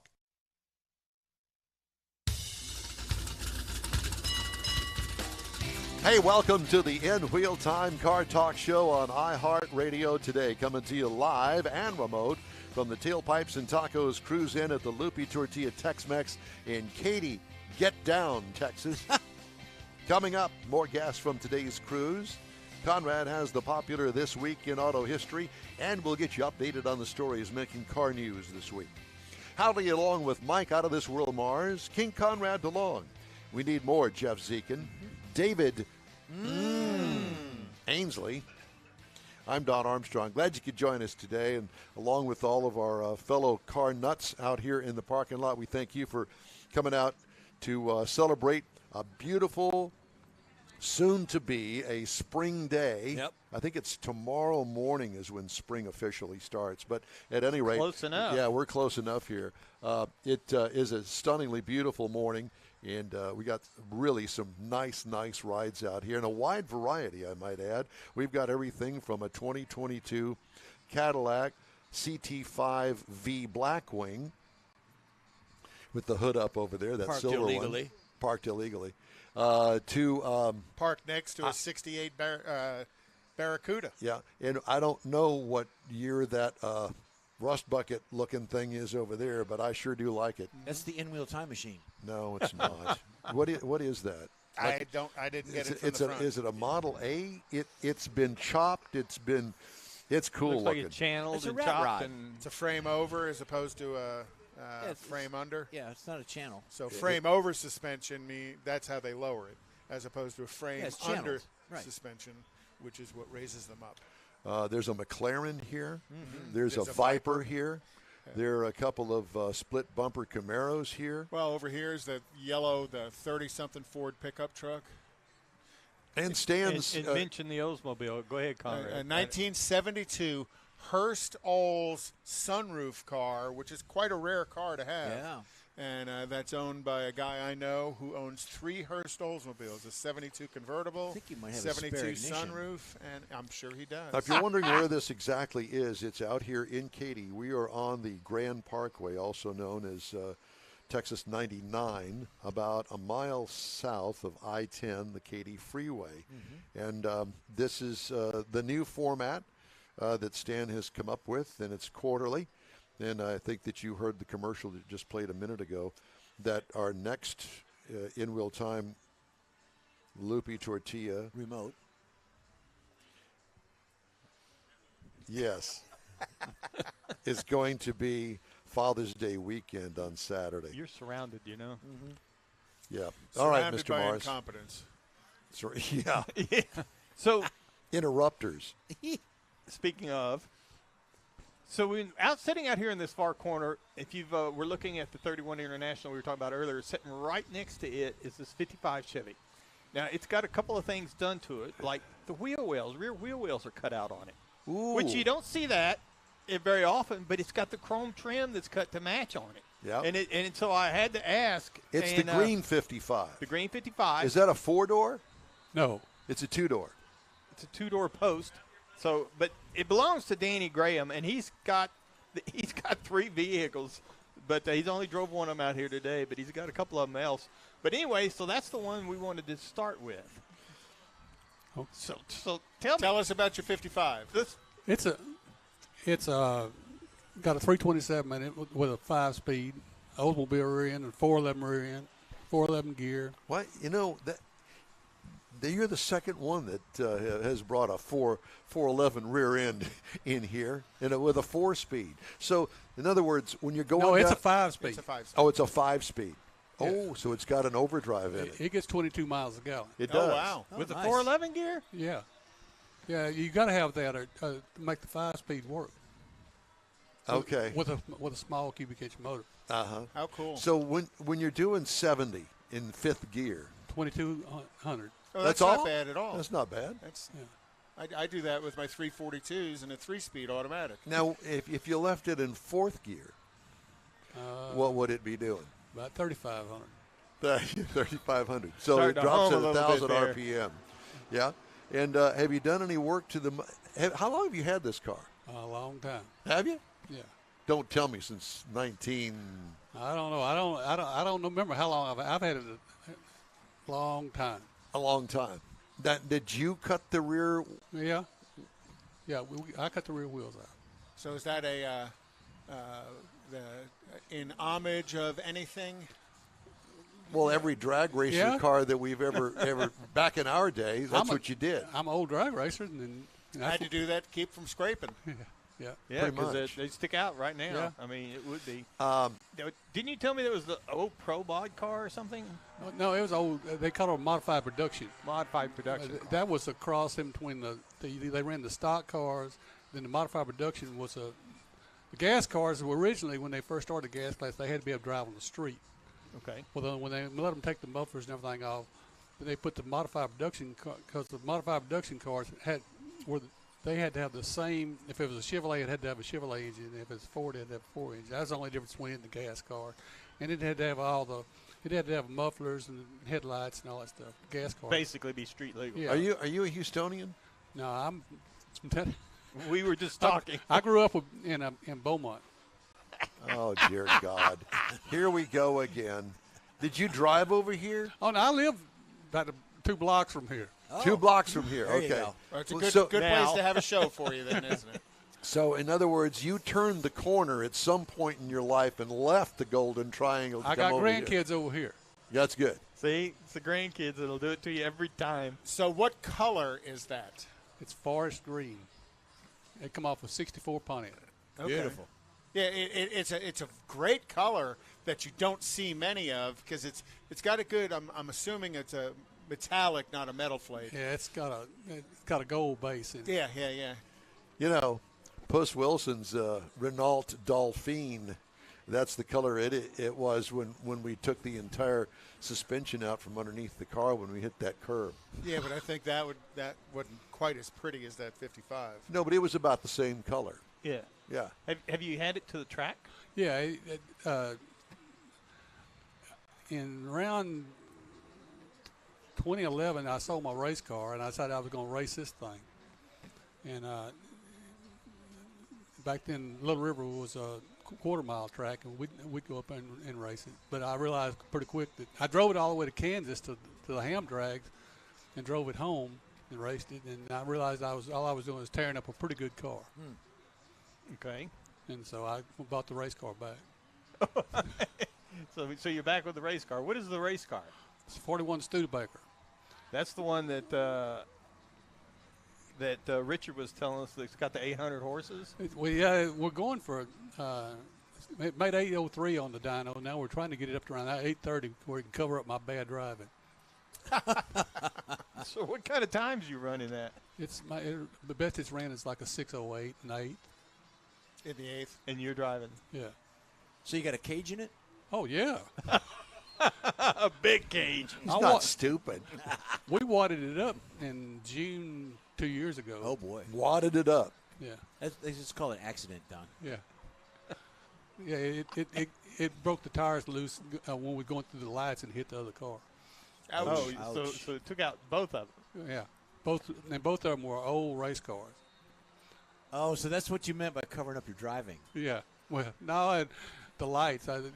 I can't cut a light like I used to, so you got to have enough horsepower to try to run them down. So you mind me asking how old you are? 75. 75, running Sixes. sixes. In the 8th mile. Yeah. Which 8th mile is all about reaction too. It's all about it. You know, you got to cut a light to get there You got to. because you don't have far to go. You ain't got. You'll have no makeup time. So are you on Prevagen or anything? Or? No, he takes Viagra to help his reaction time.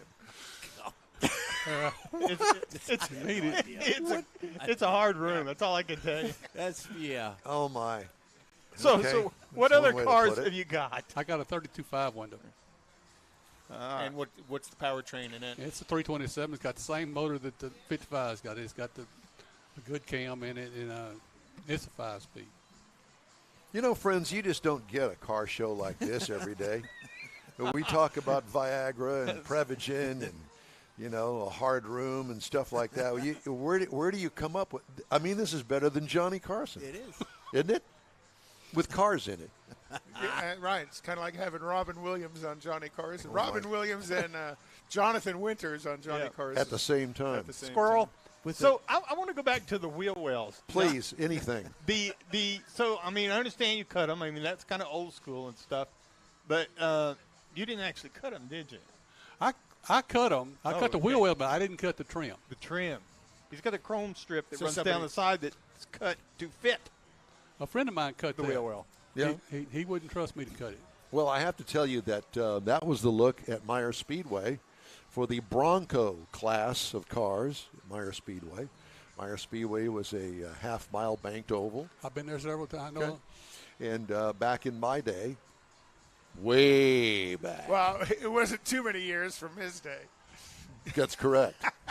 But Y'all that- may have been out there at the same time. But that's what Don was that's what they selling had. You had to do Cokes. it to the rear because the fender wells weren't tall enough to accept those great big huge tires. This is the only way to do it. Well, and they and didn't in really do the today's tubbing. world, you do that to a car, and these purists are going, "Oh my yeah. God, you can't do that to the car." But it's a they'll- nostalgic look. It's Right. it's a very all about nostalgic look. it's about the look. But they should have made 55 Chevrolets like that. They should have. Yes, I agree with you. I mean, to me, a 55 don't look right if the wheel wells ain't cut- or unless they just got into Nomad, the wheel wells.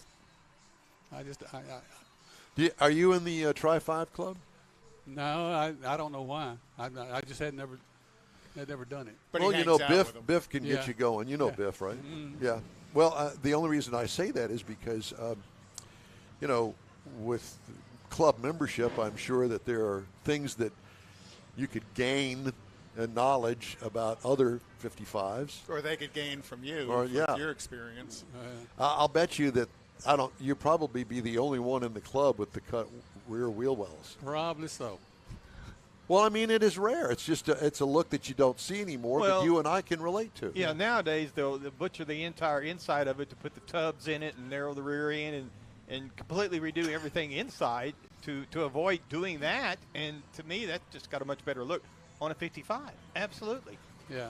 I don't recall tubbing cars back in the day. Do you? We were That is a relatively new thing, I think. Yeah, I'd agree with we that. were doing it in the late 70s. Like I said, back in our day, Yeah. his and mine. Oh yeah, Shut up. I forget. back was back in 27 years before my day. Man. don't tell lies like that. 27 years. He was 12 or 13. Yeah. Well, there's a big difference there. So, at any rate, I'm just saying.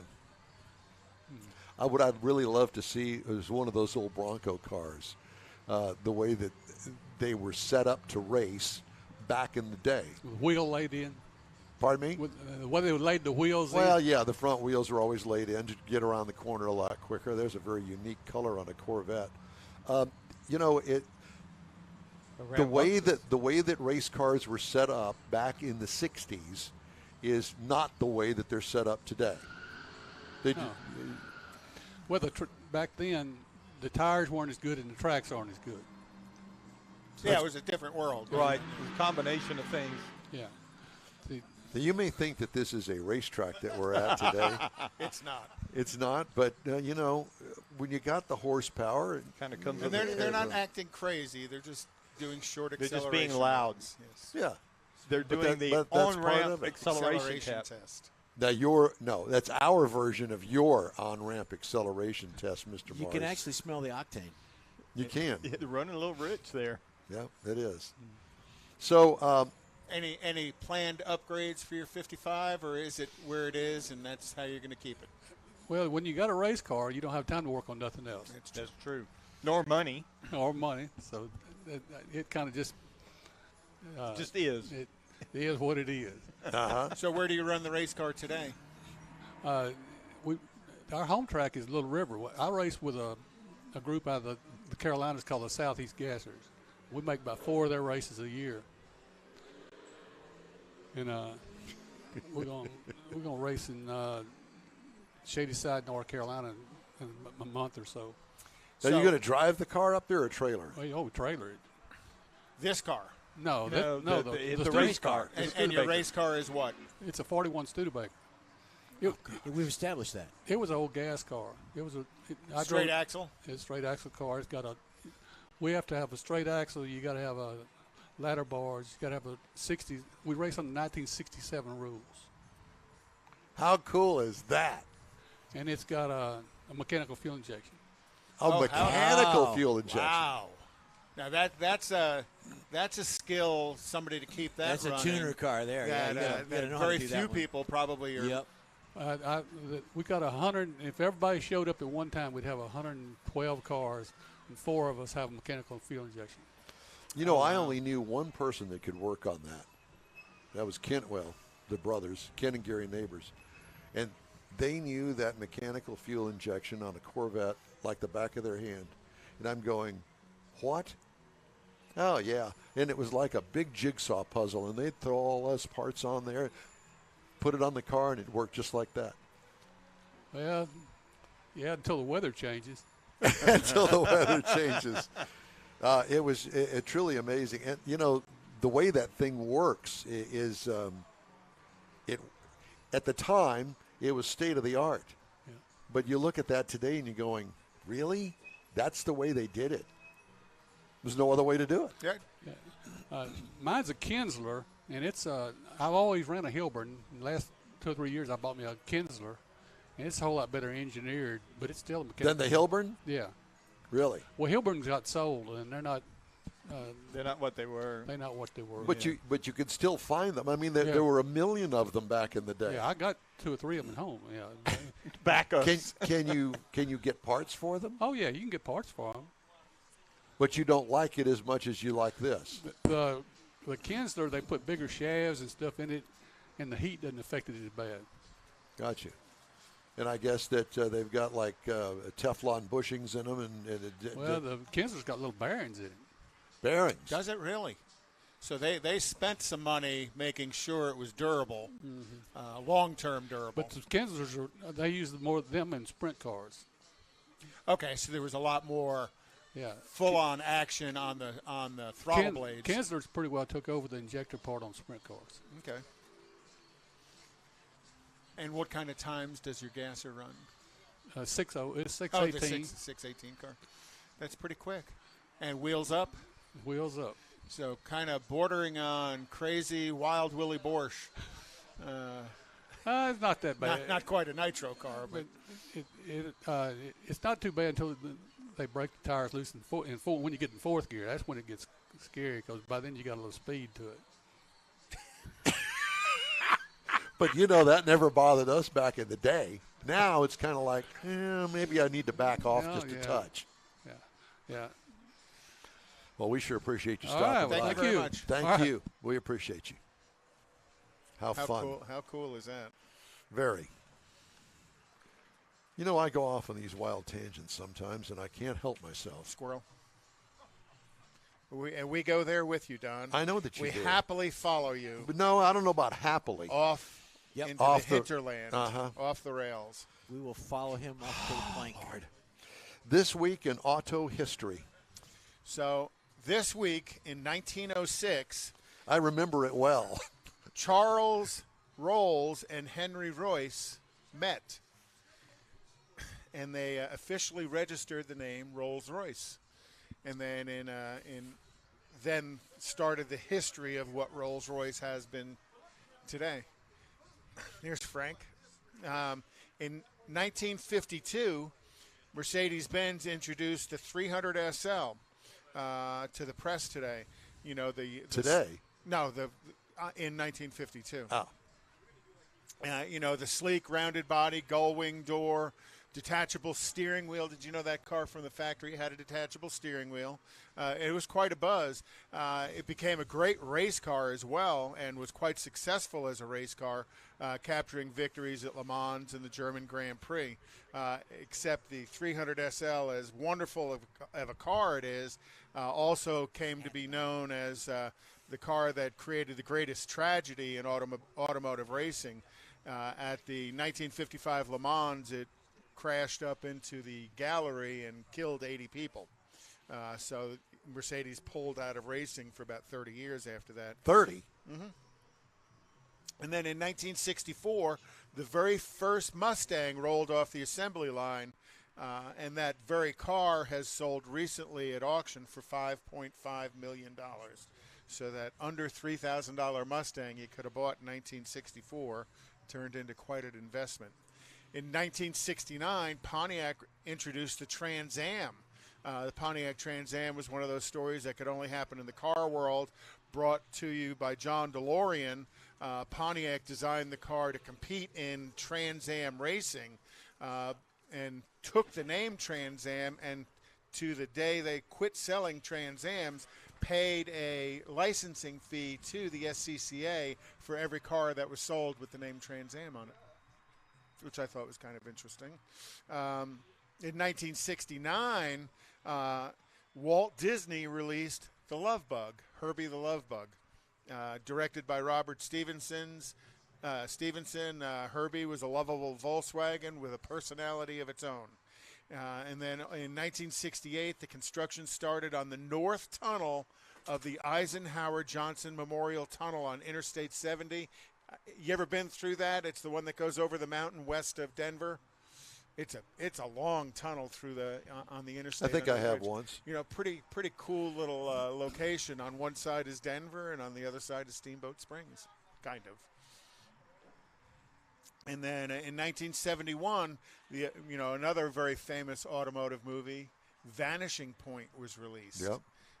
Starring Kowalski with the 71 Dodge Challenger. Pretty cool movie. Bad ending, but a cool movie. In 1990, the Ford Explorer was introduced to the public, one of the first generation sport utility vehicles released by the Big Three, and the Ford Explorer quickly became one of the company's best-selling models. And long history of the Ford Explorer. They sell it to this day, a little bit different iteration of it. And then in 2009, the Toyota Motor Company announced that it had sold over 1 million gas-electric hybrid vehicles based on the Prius. So that Synergy drive that was first introduced in the Prius has now evolved into a lot of other Toyota products and a lot of other Lexus products. But it was 13 years ago that Toyota had over 1 million of them on the road. So I have to tell you that of all of the hybrids that I have driven, it's probably one of the most unexciting cars. But you never ever hear of problems with that car. No. Ever. I actually had one of my reps. You know, we do a lot of business with pickup trucks, and most of my guys have got pickup trucks or have vans. Yeah. Well, one of my reps, when gas went to $4 a gallon, he went out and bought a Prius, and he makes deliveries in the Prius. And he says, he can haul $7,000-8,000 worth of product in that. He's got one of the little Prius wagon. I can't remember the name for it. And he says, he's getting close to 40 miles to a gallon. I mean, for us car guys, you think, oh, dear God, there goes a Prius. But to be honest with you, it's a great car. Very well thought out. I know somebody that actually has an older one. And the only thing that they've ever replaced in it is the actual car battery, not the 12-volt battery. The 12-volt battery, yeah. And we're going to talk a little bit more about batteries in Conrad's Corner later. Again, this will be like my third version of the electric car and the issues with electric cars. I didn't bring the story, but there is a story this week that I think it's Mercedes-Benz that's going to open up a battery plant in Alabama, and they're going after Tesla. Everybody's going after Tesla. Good luck. I think that the Elon builds a fine car. He does. But you know with what? loyal customers. From what I am seeing, and I don't see a lot when it comes to electrics, because most of the major manufacturers are still they don't give you a lot of information on what they're doing. But let me tell you something. That Cadillac Lyriq, yeah, they're all doing a lot. Yeah, and there's going to be some big news coming, and they're going to be huge sales. As a matter of fact, I think that the Cadillac Lyriq, they're taking orders. I think I mentioned in May, and they've already got like 200,000 people lined up for that thing. Yeah, the Ford CEO said that they are sold out of electric vehicles for a couple of years now with pre-orders. Right. It's not surprising. All right, some of the stories making automotive news headlines this week. Stellantis is recalling 370,000 Ram and Dodge vehicles in the U.S. because of an issue with an electronic stability control warning light that can increase the risk of a crash. The recall includes Dodge Durangos from 21 to 22, Ram 2500 pickups, 3500 chassis cab trucks, and they said that they were made aware by a supplier of an issue that causes the warning light to not activate if the system loses its throttle reduction capability. Although the defect does not disable electronic stability control, it can cause drivers to be unaware that their cars need servicing. Ford recalling 157,000 F-150 pickups from the 21 model year because of inoperative windshield wiper motor that can cause the wiper to fail. Duh. Affected owners are expected to receive a letter April 18th notifying of the issue. They can bring their vehicles to dealerships to replace the motor. And Lyft, the Uber competitor, I've used Lyft, said on Wednesday riders in the United States, except those in New York City and Nevada, for whatever reason, would have to pay an extra 55 cents for their commute as the ride-hailing company looks to cushion the impact of high gas prices on its drivers. Fuel surcharge policy kicks in starting next week and will stay in place for at least 60 days. The move mirrors that of rival Uber, which said its customers would have to pay a surcharge of either 45 or 55 cents on each trip. On Tuesday, food delivery company DoorDash said its U.S. delivery partners would be eligible for a 10% on gas purchases, eligible for a 10%, I guess, credit or something, gas purchases beginning March the 17th. So you heard that General Motors and the National Highway Traffic Safety Administration is recalling the 2022 GMC Hummer EV pickup truck. 10 of them for taillight problems. 10. 10 of them. 10. Oh, for God's sakes. Time now for a quick break. We'll be right back. You're on the In Wheel Time Car Talk Show on iHeartRadio. Father's Day weekend, Saturday, June 18th, 2022. It's the next Tailpipes and Tacos Cruise-In, and you're invited. Tailpipes and Tacos Father's Day edition will be at the same Loopy Tortilla in Katy, 8 to 11 a.m. on Saturday, June 18th. It's the only place cruisers compete for trophies and other prizes. Enter your vehicle for Best Hot Rod, Best Classic, and Best Modern Classic. Tailpipes and Tacos is Houston's coolest cruise-in and is your opportunity to see the best hot rods, show cars, classics, and resto mods, and get Loopy Tortilla breakfast tacos and adult beverages. There's no entry fee, and cars will automatically compete for custom Loopy trophies and other prizes. It all happens at the Loopy Tortilla Tex-Mex in Katy on the Grand Parkway at Kingsland Boulevard, just south of I-10. Kick off summer with Tailpipes and Tacos Father's Day edition, Saturday, June 18th. The In Real Time Car Talk Show will be there too. Celebrate Father's Day, the start of summer, and the return of Tailpipes and Tacos. Saturday morning, June 18th, 8 to 11. We'll see you then, weather permitting. Mecum Auctions, the world's largest collector car auction company, returns to Houston March 31st through April 2nd at NRG Center. featuring 1,000 muscle cars, Corvettes, trucks, customs, and more. Broadcast live on Motor Trend TV and Motor Trend Plus. We welcome everyone to Houston to bid in person, and enhanced online bidding and telephone options make it easy to join the Mecum experience from anywhere in the world. Register to bid now at mecum.com. The In Wheel Time Car Talk Show is now part of the iHeart family. Now you'll have access to 24/7 Car Talk anytime you need a fix. Just download the iHeart Radio app and ask for In Wheel Time Car Talk, and there we are. Be sure to save us in your iHeart library for instant access. No matter where you are, you have the best Car Talk Show right on your PC, laptop, or mobile device and never have to worry about finding us again. Of course, you can always get access to our video and audio streams via InWheelTime.com and your favorite podcast channel, and all of this is free to you. From the iHeartRadio app, you'll not only hear our Saturday morning live show, but the best shows of the past, updated weekly. Never miss a minute of up-to-date new car reviews, pre-owned reviews, Conrad's Car Clinic, informative interviews, automotive news, and the most fun car talk show on the planet. Just download the iHeartRadio app, search for In Wheel Time Car Talk, save it to your library, and with a tap of the icon, you'll be in touch with your favorite Car Talk team. In Wheel Time Car Talk, streaming now on iHeart.com/In Wheel Time Car Talk. Welcome, everybody, to the In Wheel Time Car Talk Show on iHeartRadio. Today, coming to you live and remote from the Tailpipes and Tacos Cruise In at the Loopy Tortilla Tex-Mex in Katy, Texas. Woo-hoo. Coming up, Loopy Trophy winners just moments away. We're going to talk to each one of them about their cars. Jeffrey has our pre-owned car of the week, the 2021 Mitsubishi Mirage. It's going to be cool.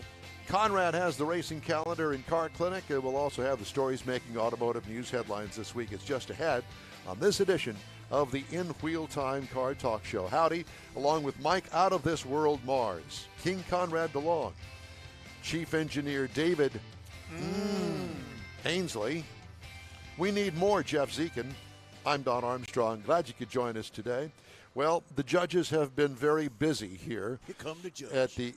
At the Loopy Tortilla Tex-Mex out here and Tailpipes and Tacos. We do have the winners that we're about to announce. We're going to get some pictures taken, and we're going to do the interviews here with each one of them coming up in just a couple of minutes. Eventually.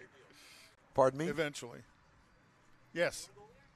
Why do you say eventually? Because they're still organizing it. Are they? So we don't know what happened to Mars. He's run off. He's right there. Oh, he is? He's on the other side of that I see. pole. So what are we waiting for? Are we ready to go with winner number one? And then okay, we don't give need it to say me. You need to show it to Biff.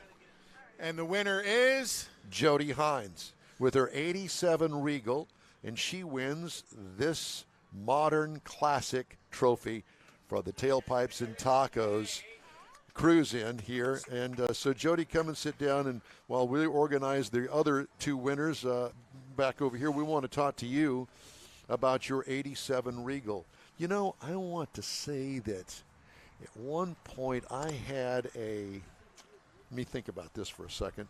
It was an 82 Regal. It wasn't like yours. It was just a plain Jane, everyday Buick Regal. Loved that car. Drove great. It looked good. Even had the wire wheel covers on. Oh, it. yeah. That was the it was the bomb. It was all of that. So tell us about your 87. So it's a 3.8-liter V6 turbo. It's a Corvette killer. And it's a T-type.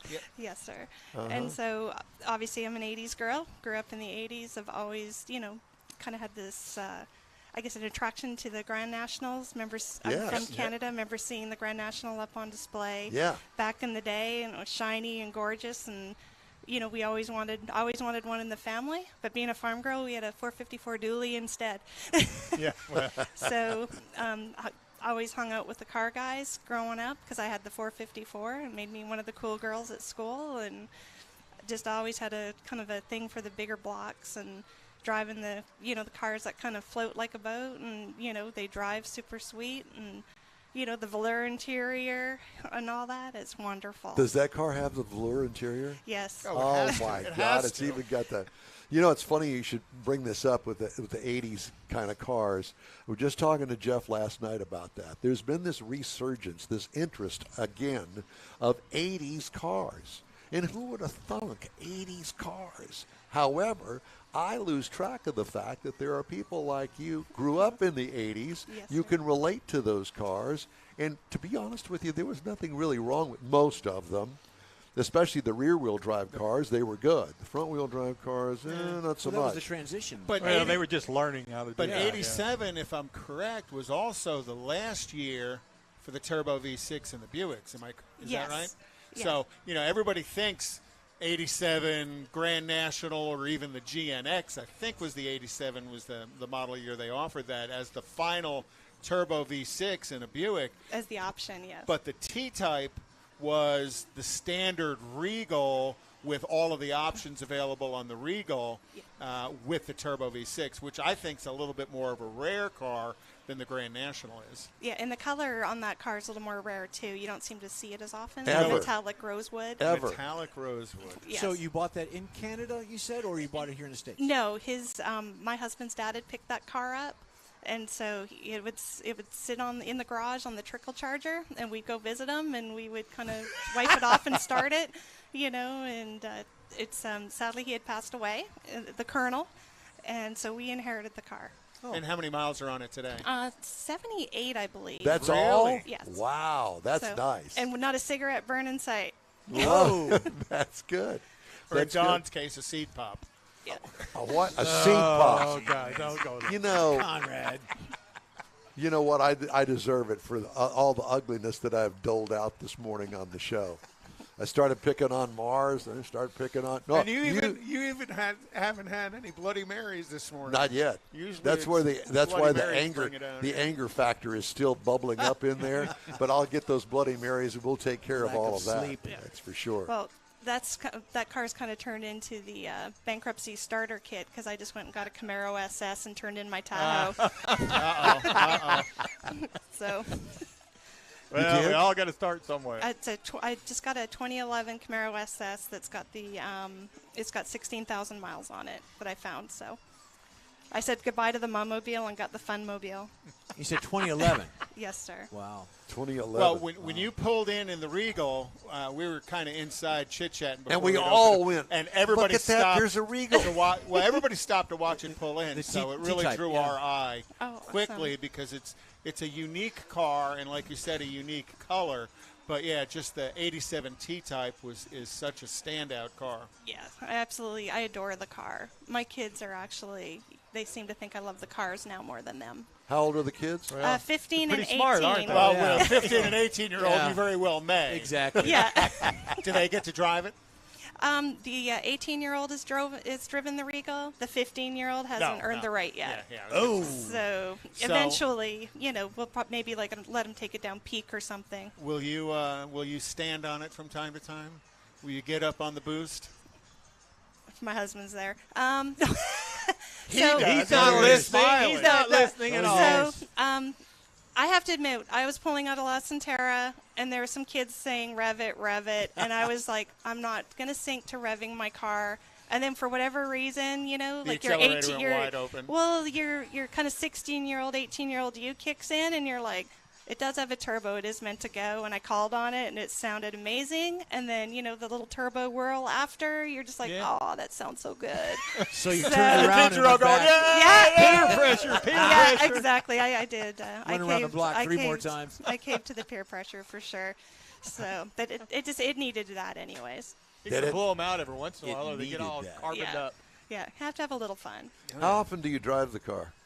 We probably every about 2 to 3 weeks, we pull it out of the Take it out for a garage and spin. take it out, make sure it's running well, and Yeah. do a once over. Kind of And keeps the battery fresh and the fluid spun on So it. you said Yes. La Centera, so you're just down the street. yeah, we actually live just over by Autumn Grove, Yeah. so this is we love Your coming backyard. to Lupe's. It's one of our favorite shows to come to and see y'all, and we always enjoy coming And good here. food. Oh, I always love the tacos and the morning mimosas, and so No, it's the best way to start a sunny Saturday, right? It With is. great Exactly. people, great cars, great Yeah. food. Does it Yeah. get better? No, it doesn't. And truly a wide selection of cars shows up at this meet. A little bit of everything if you want to see something fun. And you always meet great people. I love coming here and chatting with everybody. Are you a member of the Buick Club? We're not. You're not? No, sir. I'm surprised. We haven't done a ton of research yet. We were in Galveston a couple of years ago, and we saw a bunch of cars going by in a line that were all Grand Nationals and Regals, and we talked about, finding out what group that was. Hung a U-turn and gone to hang out with them. Well, I'm sure they saw you going the other way, too. Oh, we were just there visiting, so we didn't have anything cool. So, to kind of go after it, we were kind of like, oh, that'll be, that'd be fun. It's a great resource for information and tips and other like-minded people, Oh, excellent. Yeah. I'll definitely have to check it out. Yeah, you have to do that, yeah. And, this city's big enough that there are clubs for every kind of car that you could possibly imagine. And tons of fun being a former club person. Don't roll your eyes at me. Well, I'm thinking of a club person. I feel like I'm married. You dressed in spandex with long hair and the dance club stuff. In the Model T. Model T. Mars. See, I was at least giving you credit for the 80s. Yeah, thank you. I was giving him credit for 80s. The 1880s. 1880s. Dang. It's a hard room. That's all I can tell you. Yeah. Well, Jody, congratulations. So where are you going to put your award up? Is that not the coolest award? Well, it'll go definitely on the fireplace mantle. Absolutely. Is that where all the trophies go? It'll go next to. Right. She's got to put it next to her Wally. Yeah. I'll actually move the boys' baseball trophy aside and put my car trophy Absolutely. up. Are these the boys? So are those the boys? The one on the right is my son. That's my 15-year-old. He plays baseball, and his best friend, Patrick. Sicko Ranch Cougars? Yes, sir. Right. Go How'd Cougars. you guys do this year? Okay. Decent. Okay. Yeah. They're mid-season still. So how do you like driving that car? No, you're the one. There may be a reason for it. I just asked how you like it. Got to remember, your mom said she had that little 16-year-old mind and went up into Boost. I think your 15-year-old mind may spend more time in Boost. That might be why you're not driving it. Yes. Yet. Jody Hines, thank you. Thank you. Congratulations. Thank you so much. Yeah. It's an honor. Be sure and come back in June for our next show. I'll be here for sure. Okay, we'll look forward to seeing you. All right. Hey, I'd like to remind you that if you'd like to get in touch with us here at In Wheel Time, the In Wheel Time Car Talk Show, shoot us an email. The address is info@inwheeltime.com. So do we have our next guest available, our next winner? Yeah, I Chicken think dinner? I think Andrew Miller's sitting back there. Come on up. Let's talk about Andrew's car. Andrew won. Go ahead and hand him or Mars will give him the trophy. I just want to move it over. Yeah, we're going to get your picture here. Andrew Miller has a 41 panel truck, and he wins the Best Hot Rod Award. And if I remember correctly, the truck's name is Laureline. Laureline. Okay. And it's the 41 panel truck. It is point the panel truck out to me. Stunningly Where is beautiful. the panel truck? I want to say it's over here somewhere. It's over there? It's over here somewhere. Yeah, you got to come talk to us. And Andrew and I as well know each other on social media. He always posts some very, very cool car pictures. But the truck is just recently back on the road, isn't it? Yes. So tell us more about it. It was built by Harold Voss with Voss Upholstery in Cedar Lake, Indiana. And as far as I could tell, it was completed about 2005. He sold it to a guy a few years later, Fred Chartier, out of Colorado. And he's deceased, and it went up for sale.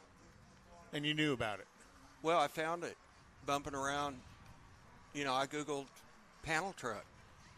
And there it was, sitting at Gateway Classics up in Denver. And I'm full of steel, and I'm afraid of the TSA guys in the rubber gloves. Aren't we all?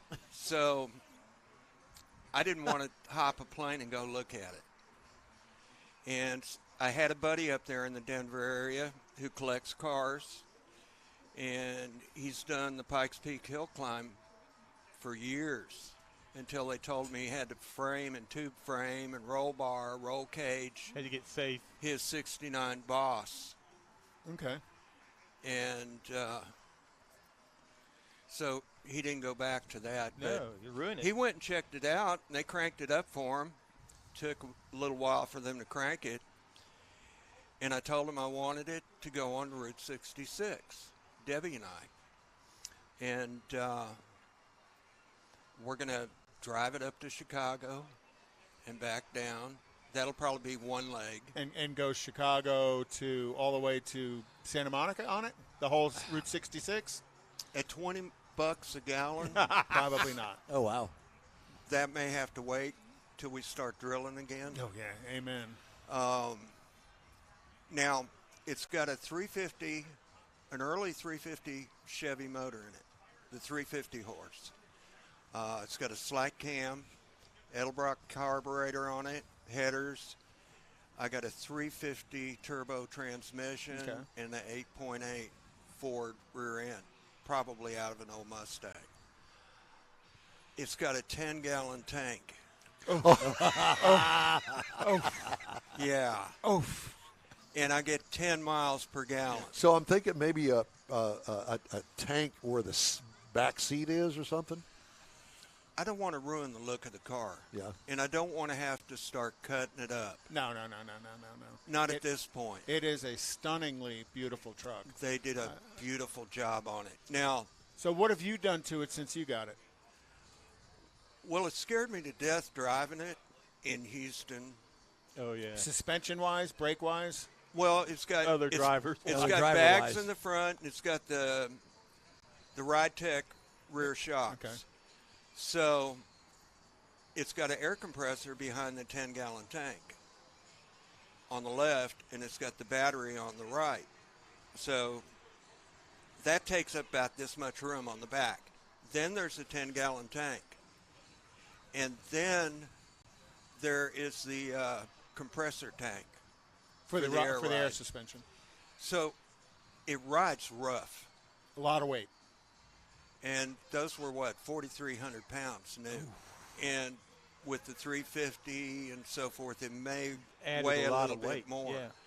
Now, the wood floor, if you go to the back, pull a pin out, it lifts up, back seat and all. I mean, and I got some more space in there, and you access your battery, your compressor. Was that a way that they built it, or was that the way the they panel built truck it that came? way? Okay. Because those had the, I guess, 2x6 floor, and there's still some of the old 2x6 floor right in the very back. Wow. Oh, wow. About this much. But they put plywood on top of that, and then they put fabric, kind of a velour fabric. And then they took the slats like you do on a pickup bed in between the boards. They did that over the fabric. To give it the cool. look of slats, the old, even though it's blue. But it finished. gives you that, Yeah, very, very well finished. And the guy that built it, Harold Voss, he does some wonderful upholstery. I mean, it's amazing. But I'm trying to find more history on it. How often do you drive it? Every chance I get. Really? We'll do a one-man, or Debbie and I hop in. We'll have a one-vehicle parade up and down Gessner over in Spring Branch. Yeah. But you show up at a lot of the shows with that Been car. out here a couple of times with it, yeah. Yeah, I came out here once. I got here late. I love this trophy. Debbie said, go get me one of those. So I'm glad I'm getting to bring this back to her. She broke her. We got remarried again. She divorced me a while back. And I guess we were apart for about a month. But we got back together. And then a month ago, we got married at the house.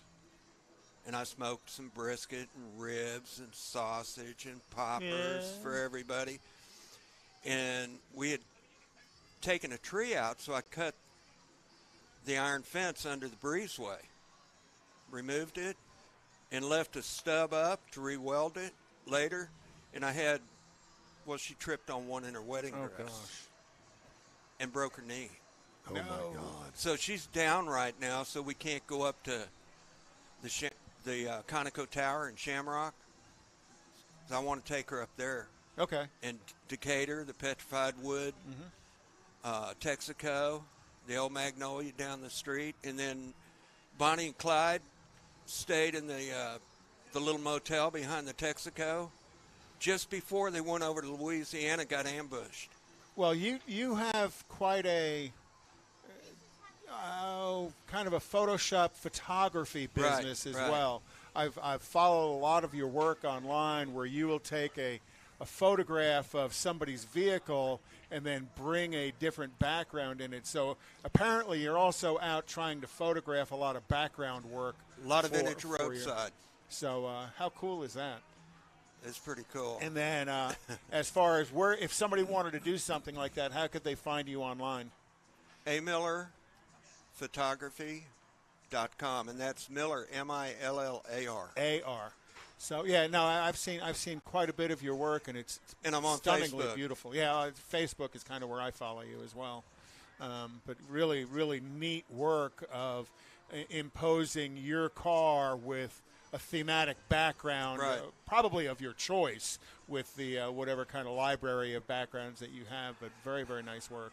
3 years ago, Debbie and I went up to Tucumcari and over to Shamrock, down 40 and Route 66, and then back down to Decatur, and I got 4,500 background pictures. Oh gosh, of all of the historic Route 66. We spent 2 nights in, it was all in 4 days and 3 nights. We spent 2 nights at the Blue Swallow, which is terrific. They cook s'mores out on the fire pit every night. We got to meet people from all over the world. Oh, cool. And I introduced them to the Trailer Park Margarita. What's a Trailer Park Margarita? Mountain Dew and tequila. Okay. That sounds good. Quick throwdown. You last, I love it. You last a little bit longer with the Mountain Dew. How many parts Mountain Dew to how many parts? I'm writing Just it to down. your liking. Okay. But that was a big hit, and now it's spreading worldwide. across the world. Trailer Park Margarita. Write that down. We'll have to remember that one. Yeah, we met people from New Zealand, Australia, Canada, Germany, Spain, and it was great. Well, congratulations on your victory for Best Hot Rod. I appreciate it. I know we will see the trophy in the car online. Thank you very, very much for joining us, and we will see you again soon. Thank you. He has his car on his shirt. I like it. I found a place that does floor mats for cars. Oh, we'll do the Floor artwork. mat? I'm doing one with a cartoons picture. I photoshopped it and stretched her out, and I put a rat fink. Oh, cool. Inside, driving. And it's going to say 1941 panel truck, and then the picture, and then it does property of Miller. Nice. They were like $52. In 2 weeks, I'll find out if it was worth Yeah, it. bring them next time you come out. We'll And thank see you for next joining month. us today here on the In Wheel But thank Time you so Car much. Talk Show. Time now for Jeff's pre-owned car of the week. As soon as we get Jeff back here. Jeffrey, have a seat. You're on. So, what is Jeff's pre-owned car of the week? It's going to this be the week? 2021 Mitsubishi Am I on now? Mirage. Yes, Are you we are. still doing the under 20? Yeah, under 20. So Jeff's 2021 doing the under Mitsubishi 20s. Mirage under 20. I don't see any out here today in the car show. No, you wouldn't. Maybe Might be a next reason time. why. Available trims on this rascal. There's 4 available trims. Because it's under 20, we're going to do the base because that's what we do. Yep. We're not going to do any of the high-end trim levels. It is a small hatch. According to all the records, they say it's a 5-passenger. You could, if you're very small people. 5 little people. 5 little people. It's not a circus mobile, but 4 would fit comfortably in that vehicle. Exterior features on a base, you're not looking at a whole lot of options, but fog lamps are an option for it. You've got the normal daytime running lights. If you wanted more accoutrement to the vehicle, you would get into the ES or maybe some of the other trim That's levels. the French or something, isn't it? It is. Well, it's Mitsubishi. So on the interior, there are a few cons and then there's a few pros. So one of the cons, or several of the cons, it's kind of a noisy interior, not a lot of sound deadening, little leg room if you've got 5 people, 4 more comfortably. We talked about you've got an AM/FM premium radio, and you can get options of the USB and all the other good stuff on it. Cloth seats, minimum quality on the cloth seats. They're not really a plush that you would see maybe in a Lexus or Cheap. Well, yeah, they're inexpensive. And on the pro side, it's got the same stuff that you would have, all the safety features and the airbags and whatnot, and you got the rear cameras. So it does have the largest cargo hatch area for a vehicle that size in its category, better than some of the other models as well.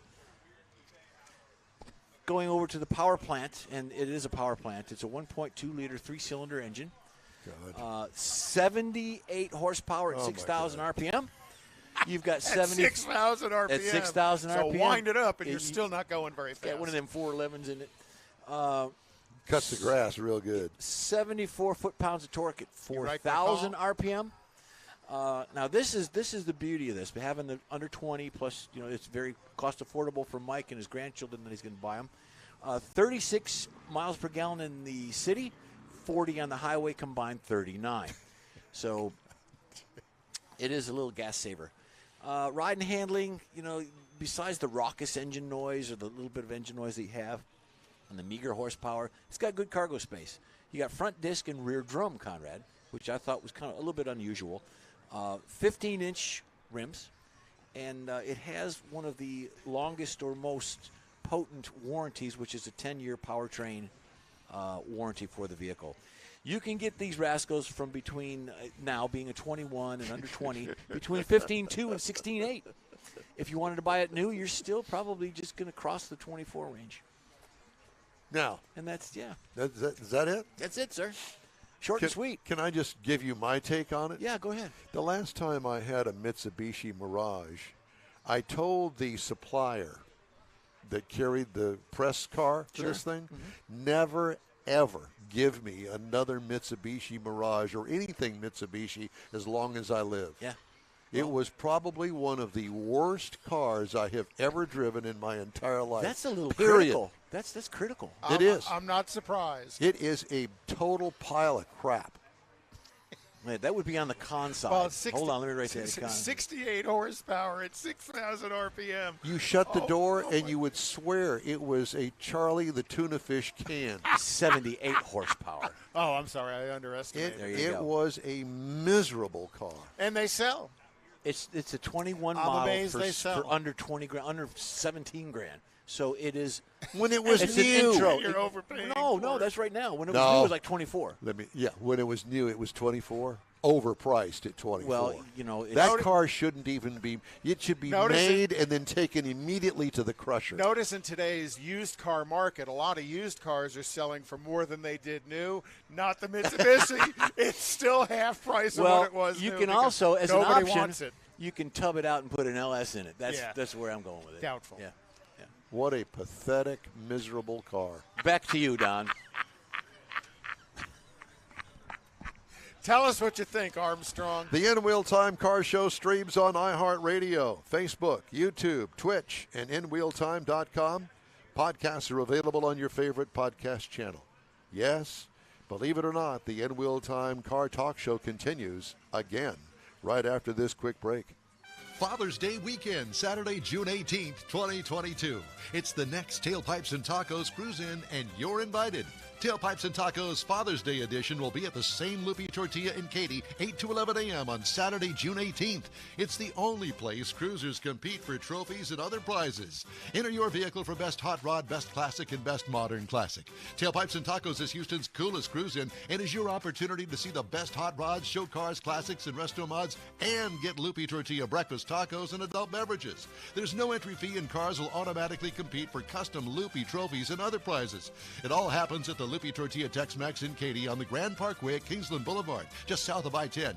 Kick off summer with Tailpipes and Tacos Father's Day edition, Saturday, June 18th. The In Real Time Car Talk Show will be there too. Celebrate Father's Day, the start of summer, and the return of Tailpipes and Tacos. Saturday morning, June 18th, 8 to 11. We'll see you then, weather permitting. Mecum Auctions, the world's largest collector car auction company, returns to Houston March 31st through April 2nd at NRG Center. Featuring 1,000 muscle cars, Corvettes, trucks, customs, and more. Broadcast live on Motor Trend TV and Motor Trend Plus. We welcome everyone to Houston to bid in person, and enhanced online bidding and telephone options make it easy to join the Mecum experience from anywhere in the world. Register to bid now at Mecum.com. The In Real Time Car Talk Show is now part of the iHeart family. Now you'll have access to 24/7 Car Talk anytime you need a fix. Just download the iHeart Radio app and ask for In Real Time Car Talk, and there we are. Be sure to save us in your iHeart library for instant access. No matter where you are, you have the best Car Talk Show right on your PC, laptop, or mobile device and never have to worry about finding us again. Of course, you can always get access to our video and audio streams via InRealTime.com and your favorite podcast channel, and all of this is free to you. From the iHeart Radio app, you'll not only hear our Saturday morning live show, but the best shows of the past, updated weekly. Never miss a minute of up-to-date new car reviews, pre-owned reviews, Conrad's Car Clinic, informative interviews, automotive news, and the most fun car talk show on the planet. Just download the iHeart Radio app, search for In Real Time Car Talk, save it to your library, and with a tap of the icon, you'll be in touch with your favorite Car Talk team. In Real Time Car Talk, streaming now on iHeart.com/InRealTimeCarTalk.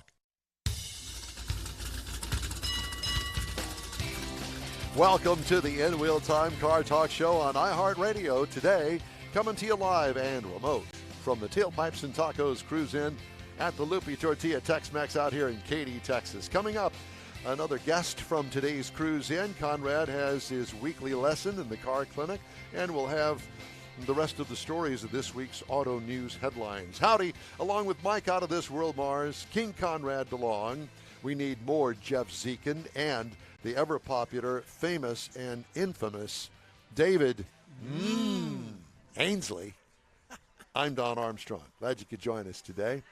We've had, I guess, about a third of the field boogie on out of here because they got things to do on this absolutely glorious Saturday. Weather is superb. It's perfect car cruising weather.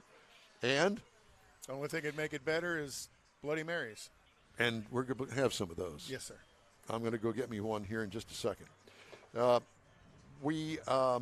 This is our first Tailpipes and Tacos cruise in the new quarterly format. This is the spring show that we're having currently. And this show was kind of a postponement from the December show that didn't happen because of the weather. The weather was bad in December. Then I think it was right around the 18th or 19th of the month. And that particular day, the weather took a big dump, and it was ugly, and it was canceled. It was wet, and we knew people wouldn't bring out their nice cars. But Stan has afforded this group a chance to win one of 3 trophies in different classes of cars. And our next winner is with us now, Brian Verdahem, owning the 66 Barracuda. Yes, sir. Formula S. Never, ever see those cars on the road. And when that car rolled in, I went, oh, my God, look at that. There's a Barracuda. Yeah. Dude, back in my day, that car was the bomb. And it still is because, you just don't see very many of them.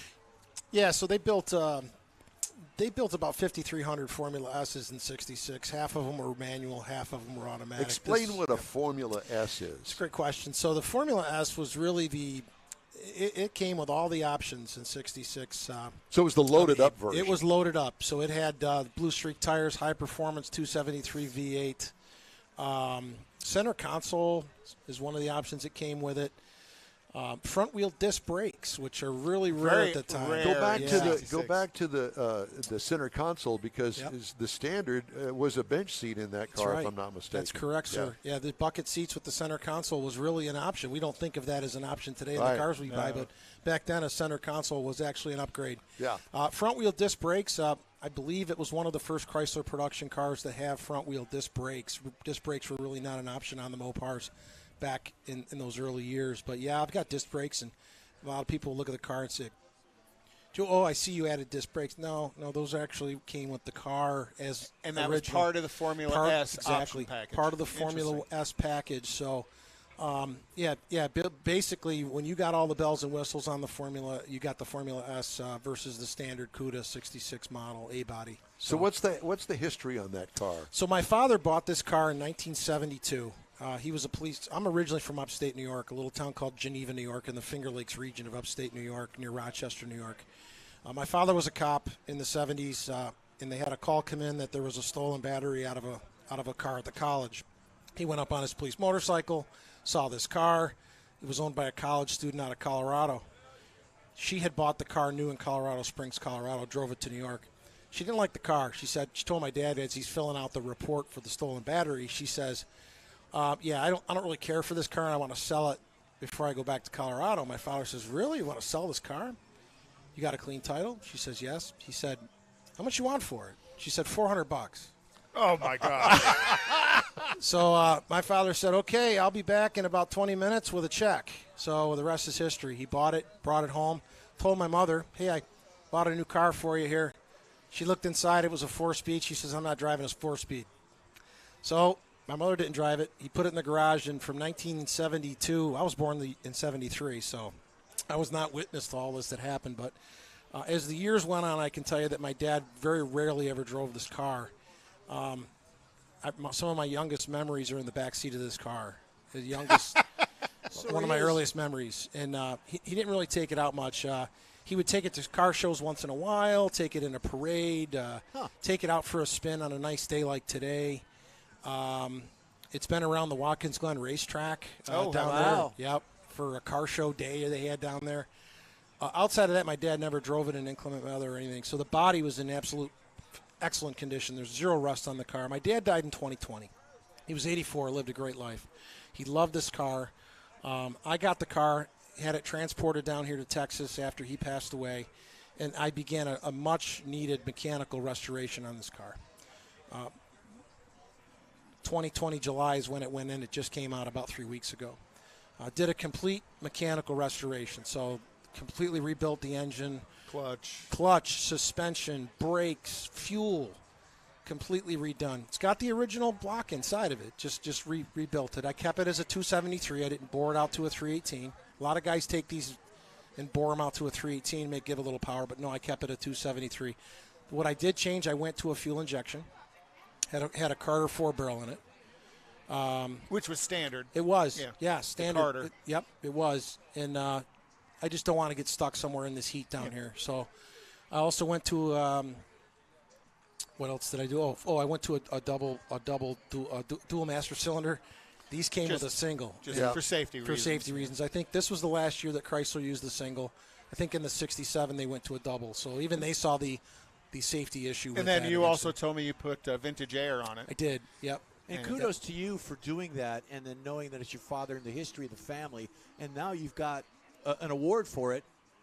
First one out of the box. Yeah, this is the first award Yeah. I think the car's ever got. I think my dad got a couple third-place plaques Well, at there one you time go. somewhere. But so this is the first time Kudos. this ever happened. Yeah. Yeah. That's good for you. So yeah, it's done. I'm glad it's done because my bank account needs a break. I budgeted a certain amount of money to restore this car, and I went way over that. I'm just gonna So say. you don't own a donut shop or anything? No, no, I don't. Well, you upgraded basically safety and comfort on the car, but the way the car sits is the way the car was delivered to the factory. That's It correct. still has the hubcaps on it, the paint. You really haven't modified anything. And for our listeners to know, this is the fastback Barracuda. So if you don't know what that looks like, think of Hemi under glass. And it's got Barracuda. the rear window is probably very expensive. You know, I've heard a lot of people say that, but you'd be surprised. There's quite a few people out there that had – this is the same window that was in the 64. Right. 64 was the first year. Cuda came out with the 64 I should say Plymouth came out with the first Barracuda. a week before the Mustang in '64. Right. And never got credit. No. Never got. Well, the Mustang took over, right? Yeah, I mean, don't touch the glass. That's all I know. So the 64, 5, and 6 all have the same exact window. Okay. Same part number. So there's quite a few of those windows around. They sell for about $500. The problem is, It's not that bad. you know, if a guy in Maryland has that window and he's selling it for $400, how do I get it to Texas without breaking it? Very carefully. Exactly. Sorry. You know? Crate it up So and hope it's not the shattered. freight becomes more of an issue. Insure but it. They're actually around. There's actually a guy, I believe there's a guy up in the Woodlands that is trying to sell one of these windows. I have half a notion to go up there and buy it, but I don't know where to put it. Yeah. But it won't Right. break. Same problem. Yeah, so. Attic. Yeah. Now you strap it up to the ceiling of the garage. It's up out of the way. Somewhere. But stunningly beautiful car. Like Don said, when you drove in, you caught all of our eye as you drove in. Kind of like the T-Type as well. You know, it's just it's not a car you see often, but it's a car any car person easily recognizes because it has such a look to it and a style to it that's very unique. I'm surprised as many people know what kind of car it is. I'm surprised that people even know of the early model Cudas and what they look like, because when you look at the Barracudas, it's really in that 69, 70, 71 when the performance Barracudas came out is where a lot of the attention is given to this model. It's not the early versions of this car. Well, and that's kind of when they started tagging the Cuda name on top of them. Correct. It was Barracuda prior to that. Yeah, That's correct. That one's. But platform-wise, doesn't this share a lot of platform with the Valiant? It does, exactly, sir. Yes. So, yes. and the base engine would have been the 225 slant 6, or was there a smaller slant 6 with the base engine?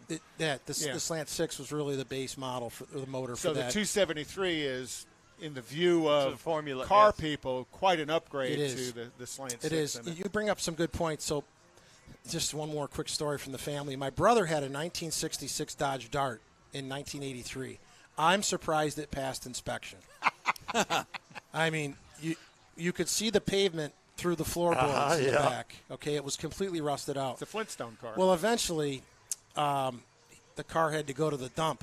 So my dad needed a driver's side mirror.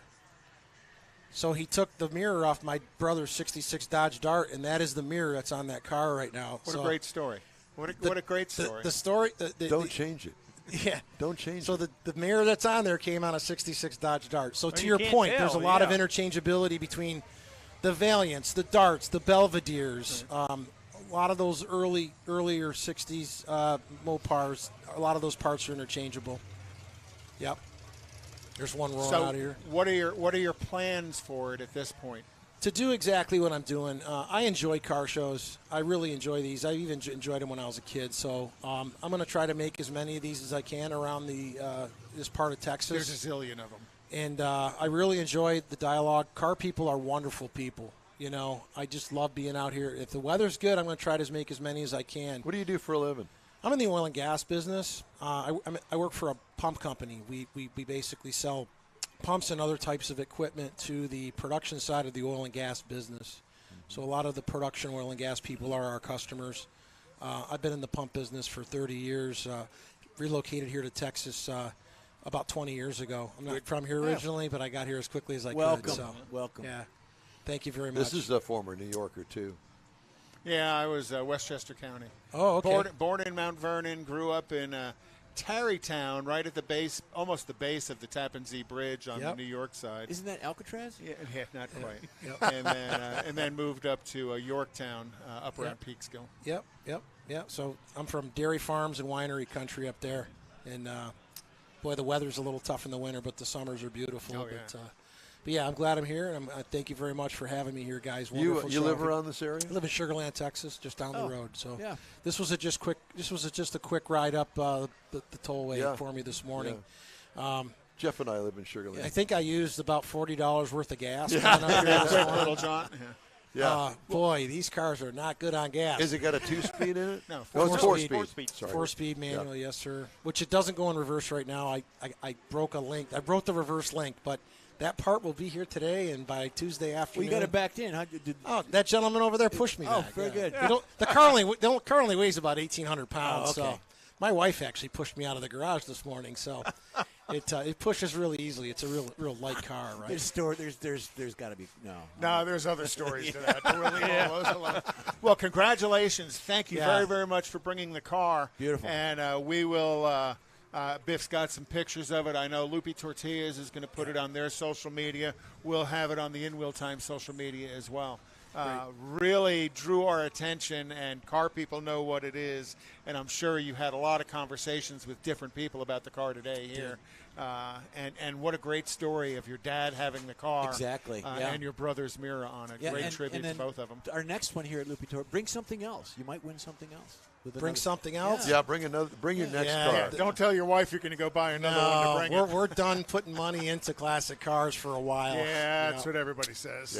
Yeah. We know how that works. There goes the Buick. My advice to anybody, if you budget a number, multiply it by 3 or 4. And then you're probably getting in the range of what you're going to spend. There you go. So. Brian, thanks so much. Okay. It was a pleasure, man. It was a pleasure. Thank you. Keep up the good work, guys. You guys do tremendous work. Thank you. Thank you. Thank you very much. Okay, time now for our lesson in Conrad's Car Clinic. What is the Car Clinic today, sir? Well, we've been talking the last couple of weeks about how electric vehicles are impacting the world, so to speak, and you listen to some of the politicians that are telling you to get an EV. We talked 2 weeks ago about how your home might not have enough, might not have the ability to charge an EV, and then last week we talked about how the power grid in your neighborhood might not have enough to charge 2 or 3 EVs. Well, today let's talk a little bit about the car itself. Batteries do not make electricity. Batteries only store electricity, and that electricity is produced elsewhere, primarily by coal, maybe uranium, natural gas-powered plants, diesel fuel generators. So to say that an EV is a zero-emissions vehicle is really not true. Since 40% of the electricity generated in the United States is from coal-fired plants, 40% of the EVs on the road are powered by coal. But don't tell those people that. They don't want to hear it. It takes the same amount of energy to move a 5,000-pound gasoline vehicle a mile as it does a 5,000-pound electric vehicle. The only question, again, is what produces the power. So, again, the power comes from the battery, but the battery is only a storage device, just like the gas or the fuel in a gas tank is the power and the gas tank is the storage device. But let's take a look at the electric cars in the green revolution. Let's take a closer look at just the batteries themselves. These technologies share what we call environmentally destructive production costs. A typical EV battery system weighs about 1,000 pounds. And it's going to fill up the trunk, or in some cases they cartridge them underneath the vehicle. But easily half the weight of an EV, a third to a half of the weight of an EV is the battery system. And the typical EV car contains about 25 pounds of aluminum in the battery, aluminum, steel, and plastic. And inside there are over 6,000 lithium-ion cells. The 25 pounds of lithium is needed for the battery packs, 60 pounds of nickel, 44 pounds of manganese, 30 pounds of cobalt, 200 pounds of copper, and 400 pounds of aluminum. That's what it takes to make that battery cell. So if you're concerned about all of those toxic components within the battery, let's talk about where do they come from. Well, to manufacture each EV battery system, you must process roughly 25,000 pounds of brine to produce the lithium in the battery. Wow. 30,000 pounds of ore for the cobalt. And remember, a couple of months ago, we had the guy on that was talking about cobalt mines in Portugal, Congo, and China. And he was in Spain. He was in Spain. So it takes 30,000 pounds of cobalt ore to produce one battery pack in a car. Also takes about 5,000 pounds of ore to extract the nickel for one battery pack, and 25,000 pounds of copper ore. So in total, you dig up about 500,000 pounds of Earth's crust just to produce one EV battery. You know, you see these pictures online of these big open pit mines. Yep. Well, those open pit mines are a reality. 68% of the world's cobalt, which is a significant part of the battery, comes from the Congo, which is what the guy from Spain was telling us. Those mines have no pollution controls. Those mines employ a lot of children who die from handling the toxic materials. Now, we don't even include the cost of those children that are injured from handling those toxic materials in driving an electric car. But remember, that's going green. In addition to other types of batteries that are out there, these lithium-ion batteries are really not recyclable.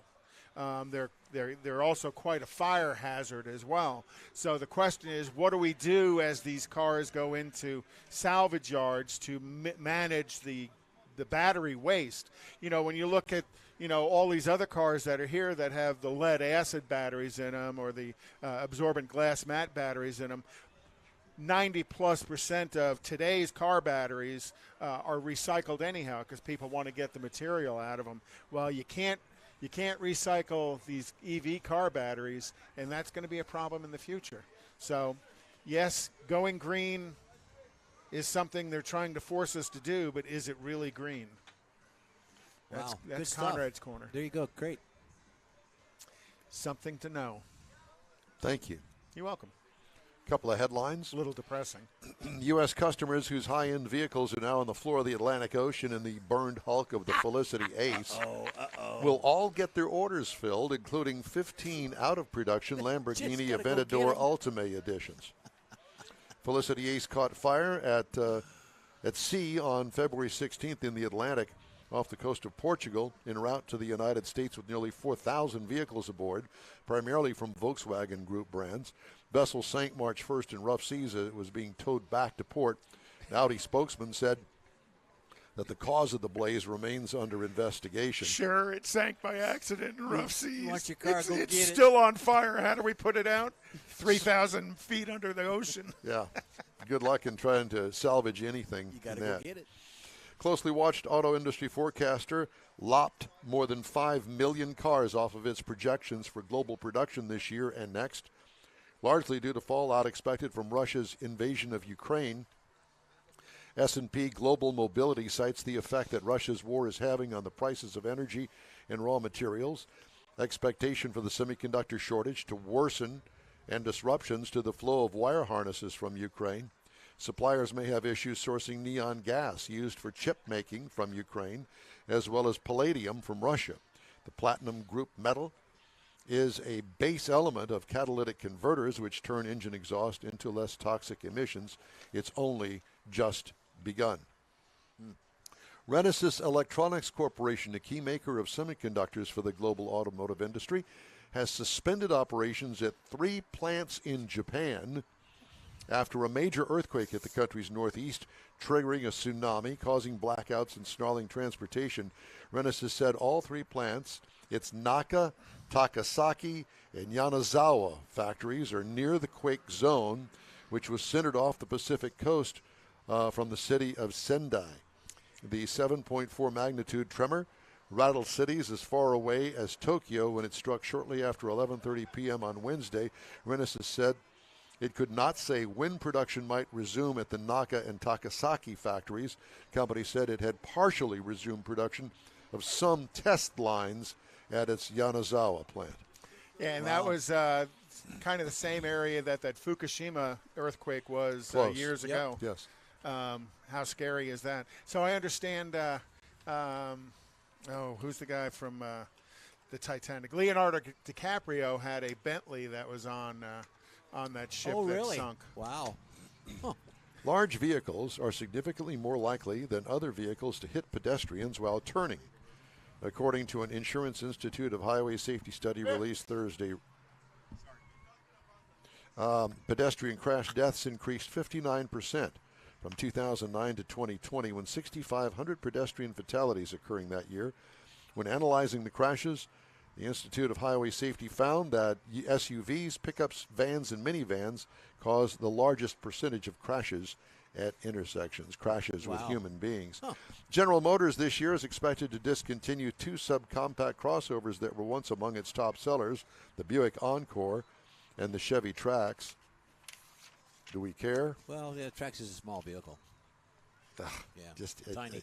And I have So driven is the sales volume. I've driven several of them, and actually it was significant when they first came out, but now, not so much. And on to overcompensated people. Oh, boy.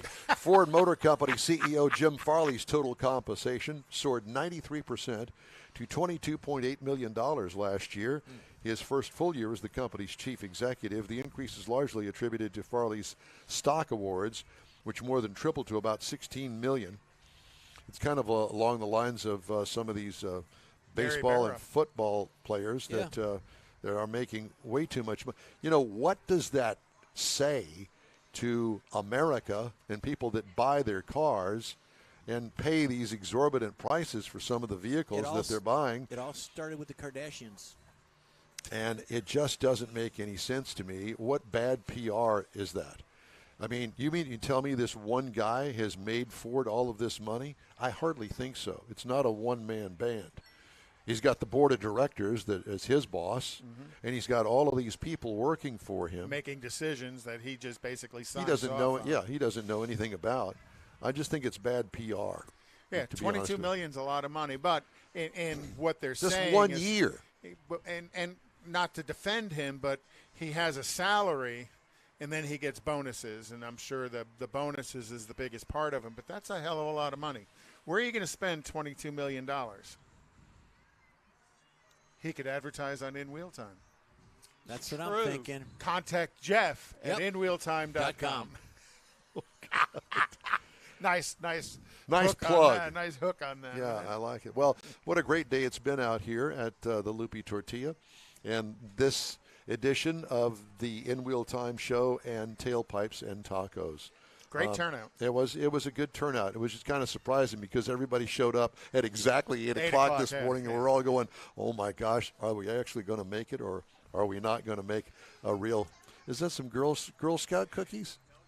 No, Donuts. I think those are donut holes from the Sure. Good time to take a quick break now. You're on the In-Wheel Time Car Talk Show. Stay with us.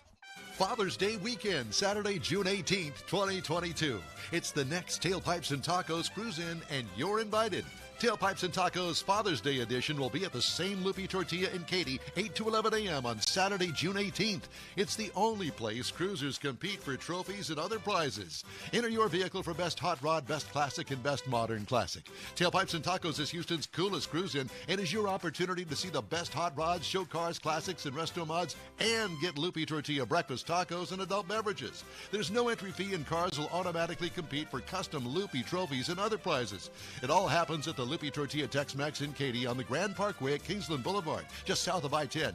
Kick off summer with Tailpipes and Tacos Father's Day edition, Saturday, June 18th. The In Real Time Car Talk Show will be there too. Celebrate Father's Day, the start of summer, and the return of Tailpipes and Tacos. Saturday morning, June 18th, 8 to 11. We'll see you then, weather permitting.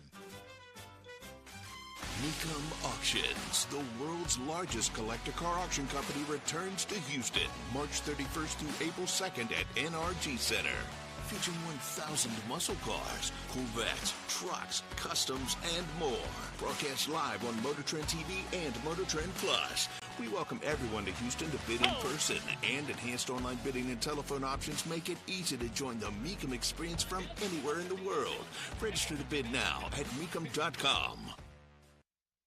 The In-Wheel Time Car Talk Show is now part of the iHeart family. Now you'll have access to 24/7 Car Talk anytime you need a fix. Just download the iHeart Radio app and ask for In-Wheel Time Car Talk, and there we are. Be sure to save us in your iHeart library for instant access.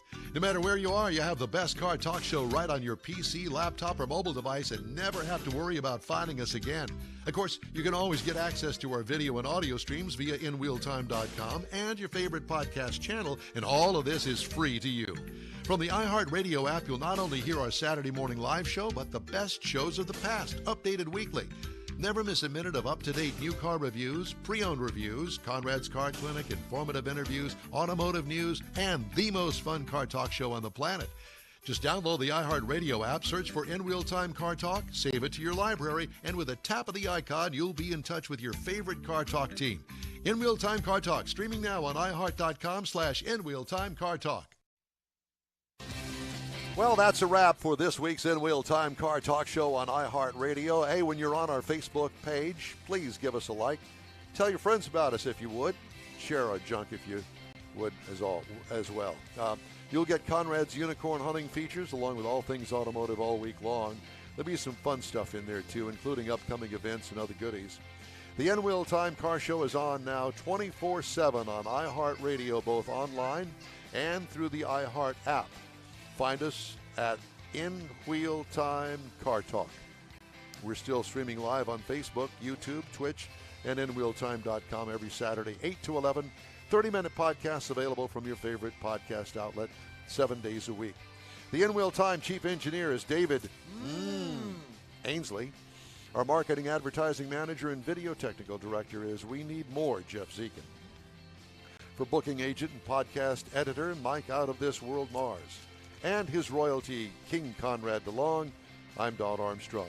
Today's show is produced by Stan Holt and Loopy Tortilla Drag Racing Incorporated.